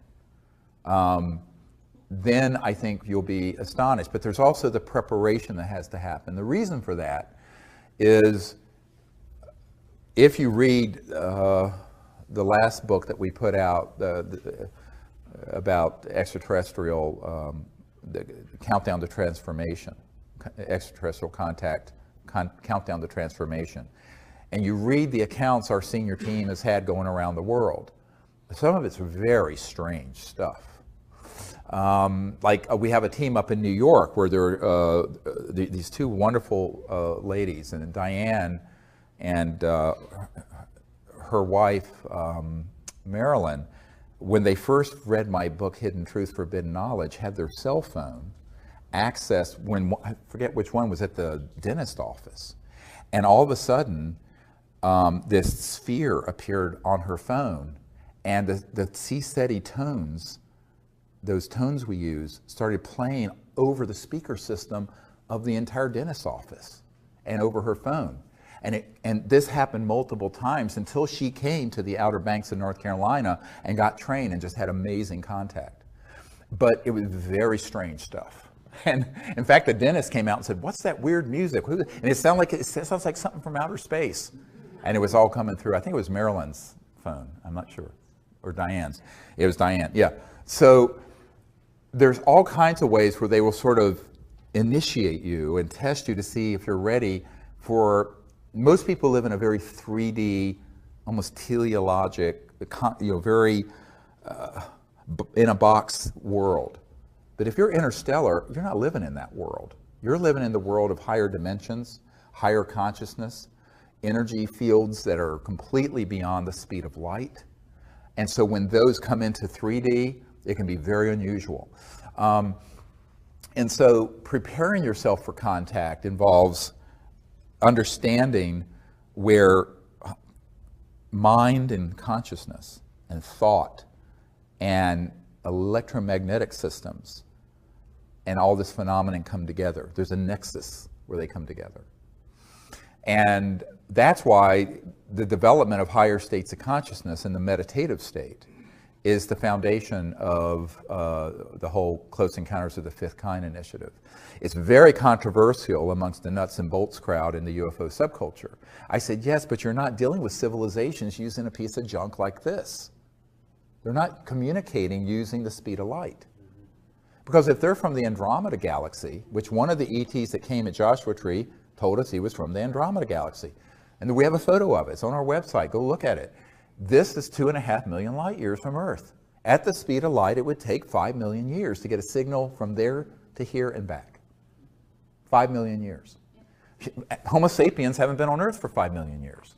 So now that means that they're using technologies that are transdimensional, going beyond the speed of light, and which also, it so happens, interface with thought forms, energy fields that are in the realm of the thought. What used to be relegated to the mystics, but now is something we have to accept as the real science of the future. And so this is where the science of consciousness and the science of transdimensional and interstellar technologies are going to have to come together, which is actually my first great love. This is actually what got me involved in all this, because before I was a medical doctor, I'd had a near-death experience, and I had this, even though I was raised an atheist, I had this experience of the unbounded being, and it was beautiful. It was a God consciousness experience, for lack of a better word. And I realized that the mind, the consciousness within every single person is infinite, and everything is folded within it. So I began to learn meditation and became a meditation teacher. I was a meditation teacher before I was an emergency doctor. And what I learned was that this became key, and that's why right after, 6 months after that near-death experience, I had this amazing contact experience that I recount in Hidden Truth, Forbidden Knowledge. But I think that it makes total sense, and it's the sort of thing nobody really wants to talk about in polite circles scientifically, because it sounds too weird. But if it's not a little weird, it's not extraterrestrial. It's probably something from Lockheed. And so educating yourself about the nature of where consciousness and thought and these technologies interface with their technologies. And in 1991, I wrote a paper that's in the first book I wrote, that's called The Comprehensive Assessment of the UFO ETI, Extraterrestrial Intelligence Subject. And in it, I talk about technology-assisted consciousness and consciousness-assisted technologies, where the mind interfaces with these both ways, where the mind can interface with technology, but also where technologies can augment and project thought and awareness more accurately. And that's what these civilizations had. I got a call from a senior aerospace engineer at McDonnell Douglas Aerospace that became part of Boeing Phantom Works. They had their own Phantom Works, became part of Boeing covert programs, but it was still McDonnell Douglas back then. And he said, how do you know this? This is the most accurate assessment any of us have ever read. And it turns out he had been on all kinds of committees, had known old man McDonald at McDonnell Douglas, and was on the Condon Committee to look into this at the University of Colorado in 1969. But he said that it's going to get you in a lot of trouble because it sounds a little far out there. And then he related me a story. He says, I was researching a case for McDonnell Douglas years ago, and it was in the Baja California in Mexico. And a craft had materialized, and this ET just appeared outside of it. And he had sort of a little black box, rectangular box here at his solar plexus.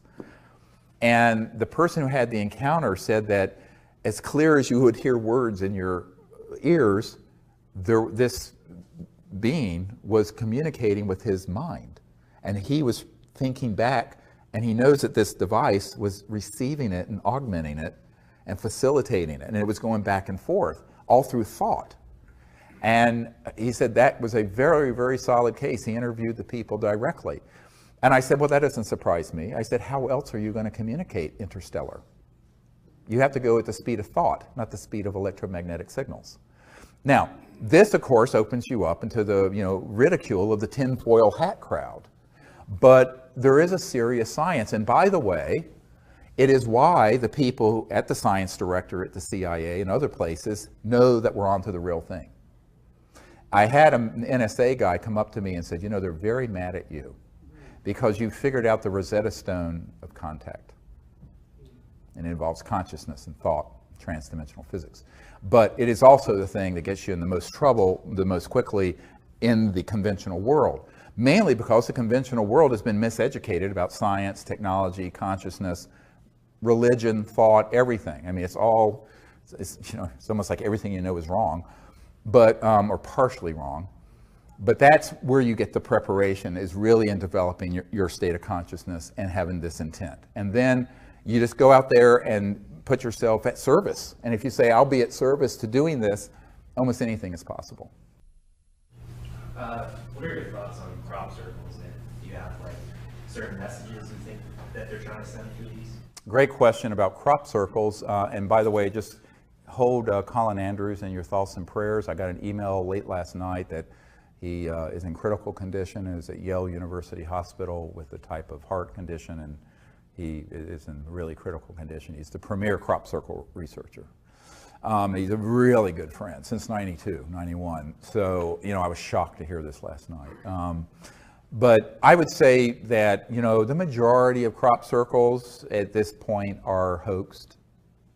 However, the ones that have been authentic are really amazing. The problem is sifting out the noise from the sound. It's just like UFOs. What part of it's man-made and disinformation and hoaxed, and what part of it is real.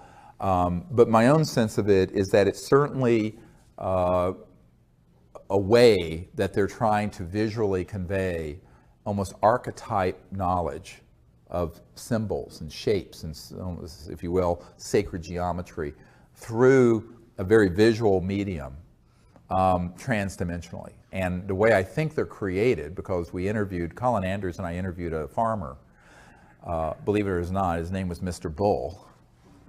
It's like, you can't make that up either, near Alton Barnes. And he had been out on his farm in daytime, and there had been a crop circle that had formed, and then he was there when this energy field just came out of the sky, and it was like a mobile black hole. And it came down, and all of a sudden, everything started swirling and moving and bending down around it. And what I figured out by studying the real crop circles, and the Seasteady logo is a crop circle that we communicated visually to the ETs that they put into a field in 1992. And that whole story is a fascinating story. But what I figured out is that what they're doing is that they're augmenting or increasing the gravitational field over a certain area, over with a template, if you will, like a cutout, like a blueprint, electromagnetic blueprint, that then goes and lays this down very quickly. Now, the ones that are hoaxed are just smushed down, but these are very fascinating. And so if you can imagine creating a counter-rotating electromagnetic field that causes levitation, which is what anti-gravity is, in a certain resonant frequency, using crystalline materials and nanocrystalline materials. I mean, we know exactly how this works. But then reverse that. You're increasing the gravitational field, so you can have an object way out in space, and it kind of targets an area very specifically and can create this energy field that then pulls the crop down instead of lifting it up, but in a very specific pattern. It goes very quickly. And that's how we figured out how they're making it, how they're making the authentic crop circles. Yes? Are we finished? Have you heard of the Kesh Foundation and any of his work? Yes, I've heard of them. We've corresponded, and we've asked for, evidence of proof of principal operation and never gotten anything. So We're still waiting to see if they have anything. It's easy to make a claim. Our requirement, as you know, for these energy technologies is transparent conveyance of them to us with transparent testing, but more importantly, third-party creation of the effect, which is the sine qua non of science. If it's not reproducible, it's not science. It has to be reproducible. And so that's what we've asked for, but we haven't gotten anything in response yet. So, yes, sir. You spoke about how difficult it would be for a craft to come down without getting shut down, that there are so many things in place that as soon as they would show up, somebody's there right away.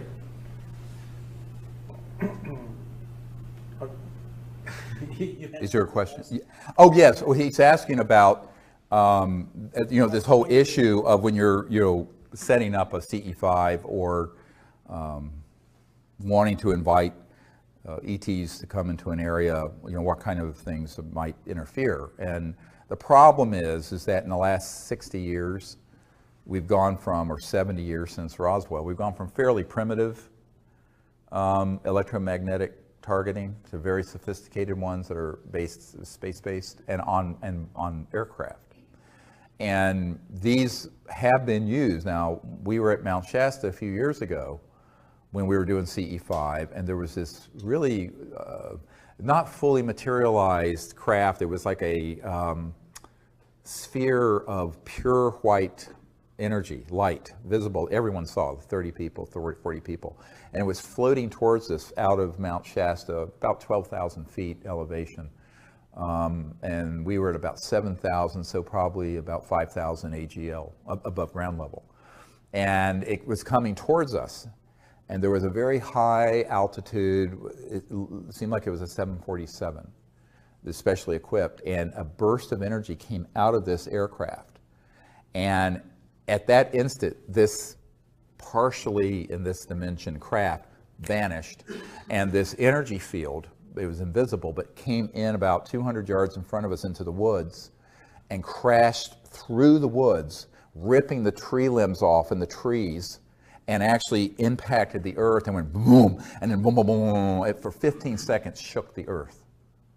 And I thought we were expecting to see a mushroom cloud. Nothing. It was just a directed energy weapon. And that was one of the few times where I was really scared for my group. And I thought, my God, we're all going to get killed. And everyone there saw this. And that's when, a few things like that happen. And that's why one of our protocols is always let the ETs know, don't do anything too risky, because we don't want you or us to get caught in the crossfire. This is why we initially started these briefings with the military to ask that we have them deconflict their operations with ours, but they didn't listen because the operations that want to interfere. Now, why would that happen? They don't want CE5 events to go so far that it results in a massive, open, dispositive event that can't be ambiguous. And that's why it tends to be quick, strange. Now, can that change? Yes, perhaps. But people have asked me, why don't you go to the Amazon? Or I don't think it matters, because the weapon systems I've been briefed on are geospatial. They can be moved, and there can be on what look like satellites or aircraft that can be anywhere in the world. So I think that that's why, as the head of this, there are thousands of people doing the CE5 initiative. I always tell people the biggest liability is if I'm there. So do it without me. Because they don't have enough assets to keep track of thousands of teams, but they can keep track of where I am. So, but when this happened, it made me realize that they had some new things that were quite amazing.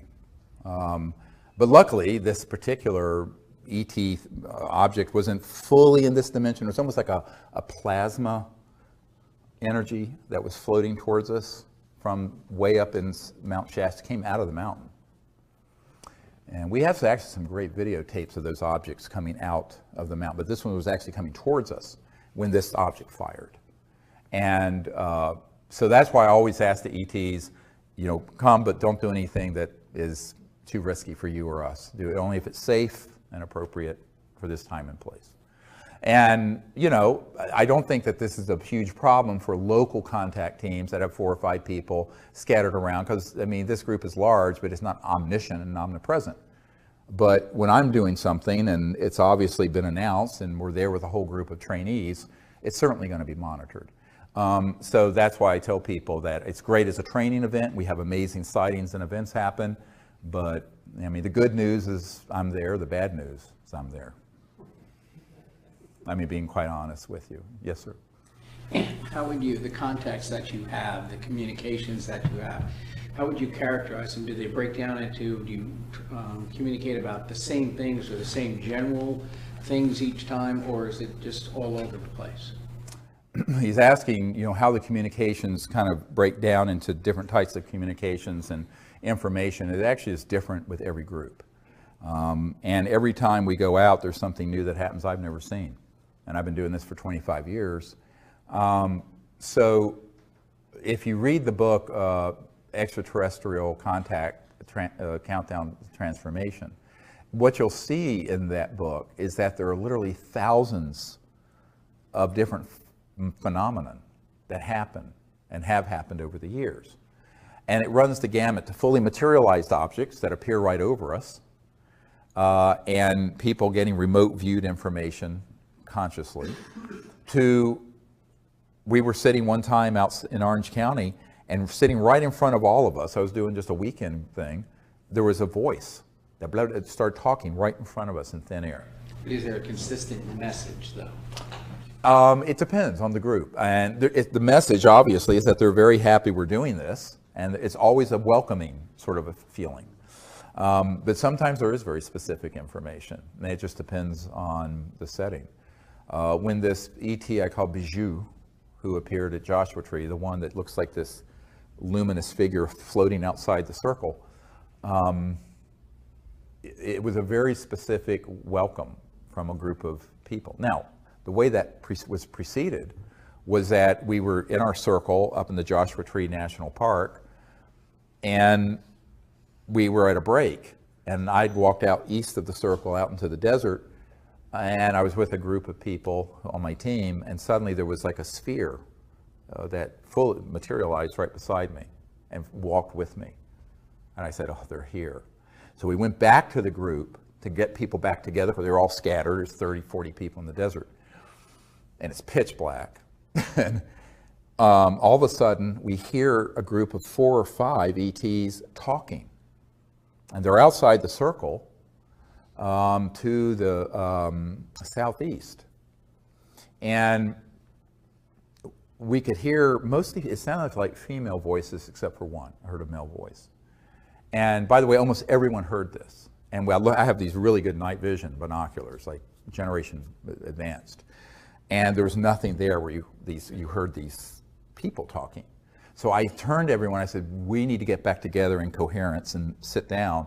And I asked someone to take a picture. So Raven, a member of my team, was just holding her breath, but she didn't have a tripod, and took a picture, 3 or 4 second exposure, and in it is this being floating right outside our circle, turned and waving. It's not Photoshop. That is the single most important picture in the history of the UFO subject, because it was a CE5 diplomatic initiative that ended up having photographic proof of it, our contact team. So it's been roundly missed by most people. It is the single most important piece of evidence in the last 100 years that I know of. So anyway, it was beautiful. And then we went into this meditative state, and there were all kinds of information that we started getting. All our electronic, we have these magnetometers, magnetic field meters, and radar detectors and other high-tech stuff, all started talking. And it went on for about 2 hours. It was amazing. And so figuring out what they're actually communicating is an art of, someone would say, is it telepathic? I said, no, it's sensing. So you go into a deep state, and you can actually get specific information about where they're from, why they're there. But it's very different each time. You know, we're going to be up in Joshua Tree in a couple weeks, and then in the Rocky Mountains in June. And we may do something in Portugal, you know, this fall, and some other things this summer. I don't know. But I'd like to go to Portugal and do it. We'll see. We're looking for a good place to do it. But yeah, it's a beautiful experience. And what I tell people is that, you know, it's almost universally where they're wanting to do sort of a cultural exchange. They're wanting to see how you are. And then a lot of times they will show you visually their planet or their houses or their culture. It's really quite beautiful.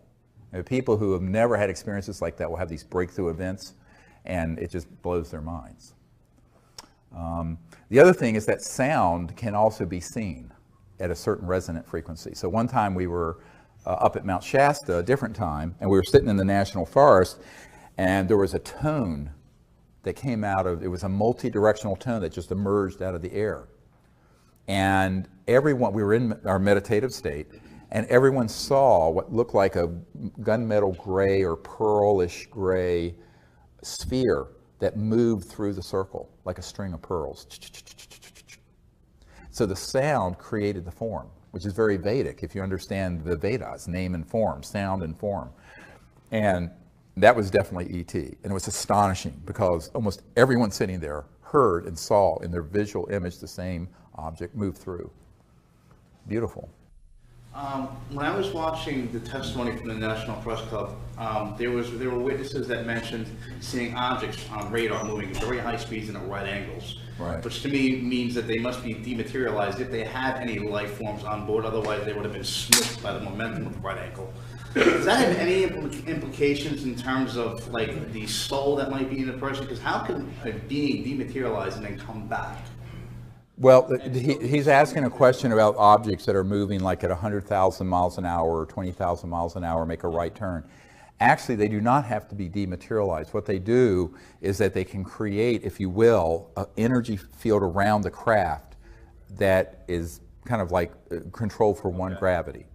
And so even if you, and it moves with the object. So this is field propulsion, all right? So it can be moving at 100,000 or 200,000 miles an hour and stop or make a right-hand turn. Now, if you were in a jet aircraft, your brains would be coming out of your nose, literally. I mean, it would kill you. But if you have the ability to control what's called gravity control and mass control, and remember, it's a misnomer to say anti-gravity. It's actually, if you will, a mass attenuation, the reduction of mass.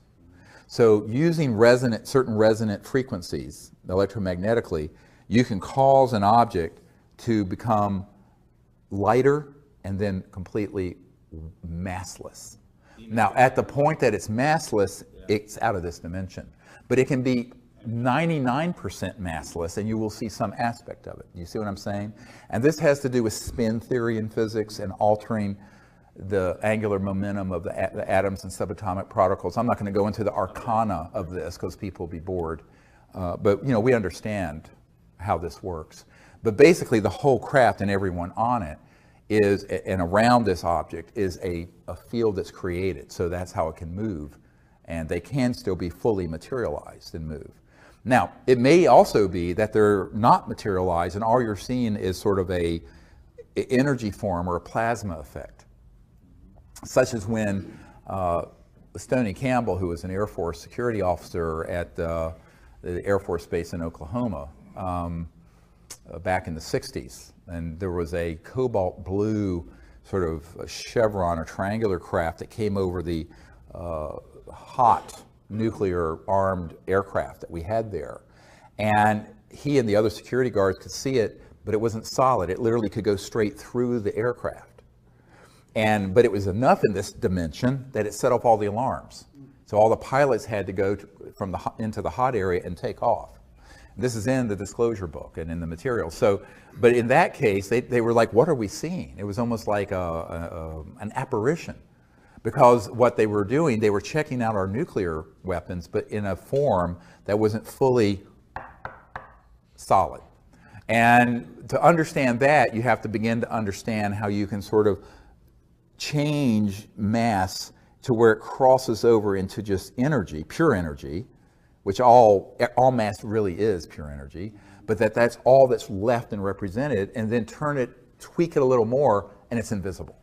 It's still there, And all you may do is pick up an electromagnetic signal, which is why learning how to make contact and how the phenomenon comes, it's really useful to come on one of these expeditions that I run. Do you know if it's a semi-transitional thing that we're seeing, like maybe it's semi-transdimensional versus dematerialized? Like, how do we know which really is what's happening when you see just that glow, but it may not be there? We just see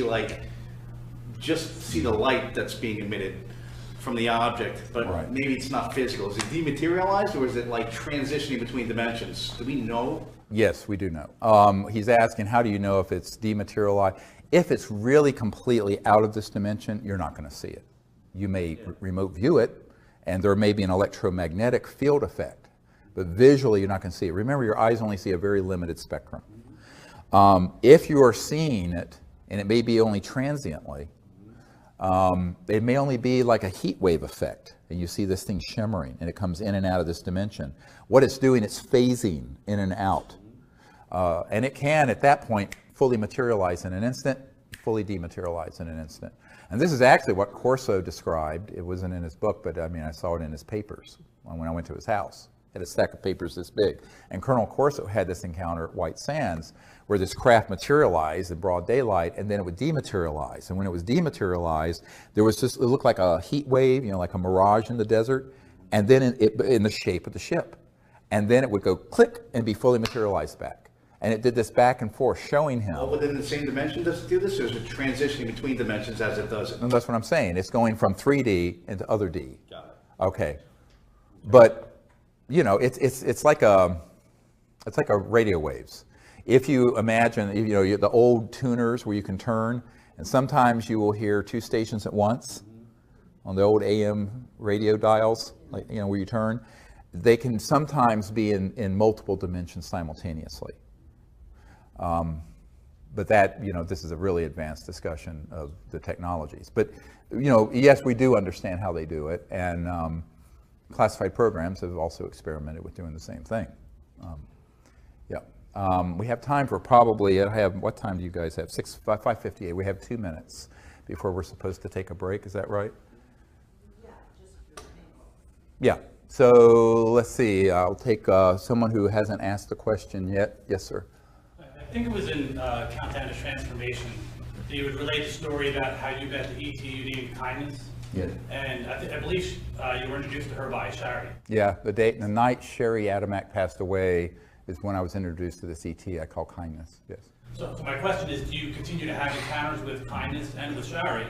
And also, is it common to encounter people who have passed away when you have encounters with ETs? Yes, is it common to have encounters with people who are passed away also when you're having encounters with ETs?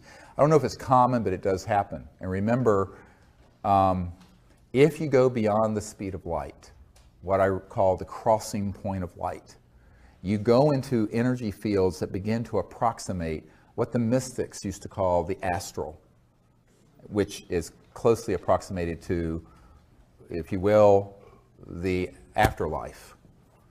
That astral aspect of your body. So the night that Sherry Adamak passed away, I awakened in this lucid state, and she was there introducing me to this ET with a perfectly round head. I mean, exactly round, not elongated at all, and completely hairless, and very, very kind. I call her kindness because she just emitted this kindness. And in almost every expedition under the stars we've had since 1998, she has shown up in what looks like sometimes it's cobalt blue and sometimes it's diamond blue white ship, and often it'll come in and make a curve and then go back out and dematerialize, but it's that distinctive, it's very distinctive. So yes, we have, and my understanding is that she's a very senior diplomat with an interstellar coalition, very enlightened. And it's sort of like the Bijou, when we had this experience in Joshua Tree, the amount of the development of consciousness of these life forms that have explored the cosmos for thousands, some of them millions of years. It's just stunning. And the intelligence. But, so yeah, that continues to happen. And it's very unusual that we're out on one of these week expeditions where we don't see that ship. Do you ever see Shari anymore? Yeah, I mean, I'll have dreams with her. Yeah, yeah, yeah. And by the way, the lucid dream is an amazing tool because it's, you know, buried within everyone is everything. The entire, you know, it's like this old saying from the Sufi, I think it's Sufi tradition, thinkest thyself a puny form when within thee the universe is folded. In other words, it's a rhetorical question. You're not just some little thing. Through the structure of consciousness and mind, the entire cosmos is folded within every single person, like a quantum conscious hologram. So we're all conscious quantum holograms, and the entirety of the cosmos and creation is folded within every single one of us. So that's why you can have a lucid dream or be in a meditative state and see other worlds and see other places or even other dimensions where people have, you know, passed on. And it's quite beautiful. Now, you know, trying to prove that scientifically, but it's a global experience. I mean, there's so many people who've had lucid dreams of something that's happened the next day. I mean, so there's empirical evidence, but you know, you can't prove it. But ultimately, I think in the future we will have the ability technologically to prove these things.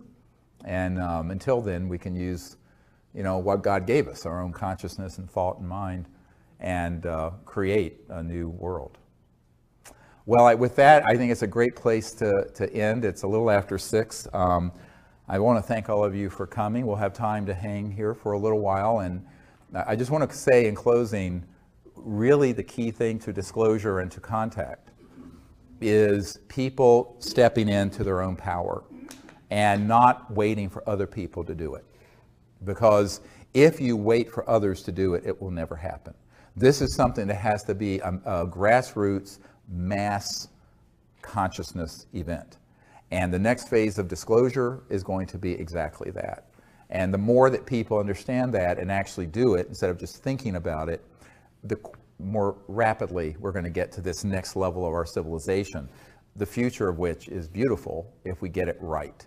Because it's a future of free energy, abundance and unbelievable prosperity on this planet, peace, universal peace, and interstellar travel.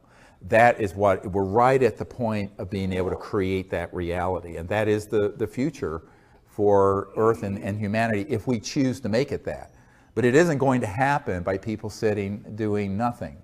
It's going to happen because you actually, you know, kind of walk that talk and make it happen. And so empowerment of yourself and learning to do this, and also helping us identify the people who can be this next wave of disclosure witnesses. You know, but just by sharing the disclosure book and the videos of what we've already put together with people, people will come up to you and say, oh, well, I know someone who was in the Navy, who was on a ship that had this, or someone who's worked for Lockheed Martin at the Cube and Edwards. We need to get a whole new wave of people to come forward that will just end forever the question of the secrecy. But that's only the beginning of the work, because the real work is then after that, where we have to find a way of creating a world on this planet that is worthy of becoming part of an interstellar family of planets, which means a peaceful civilization.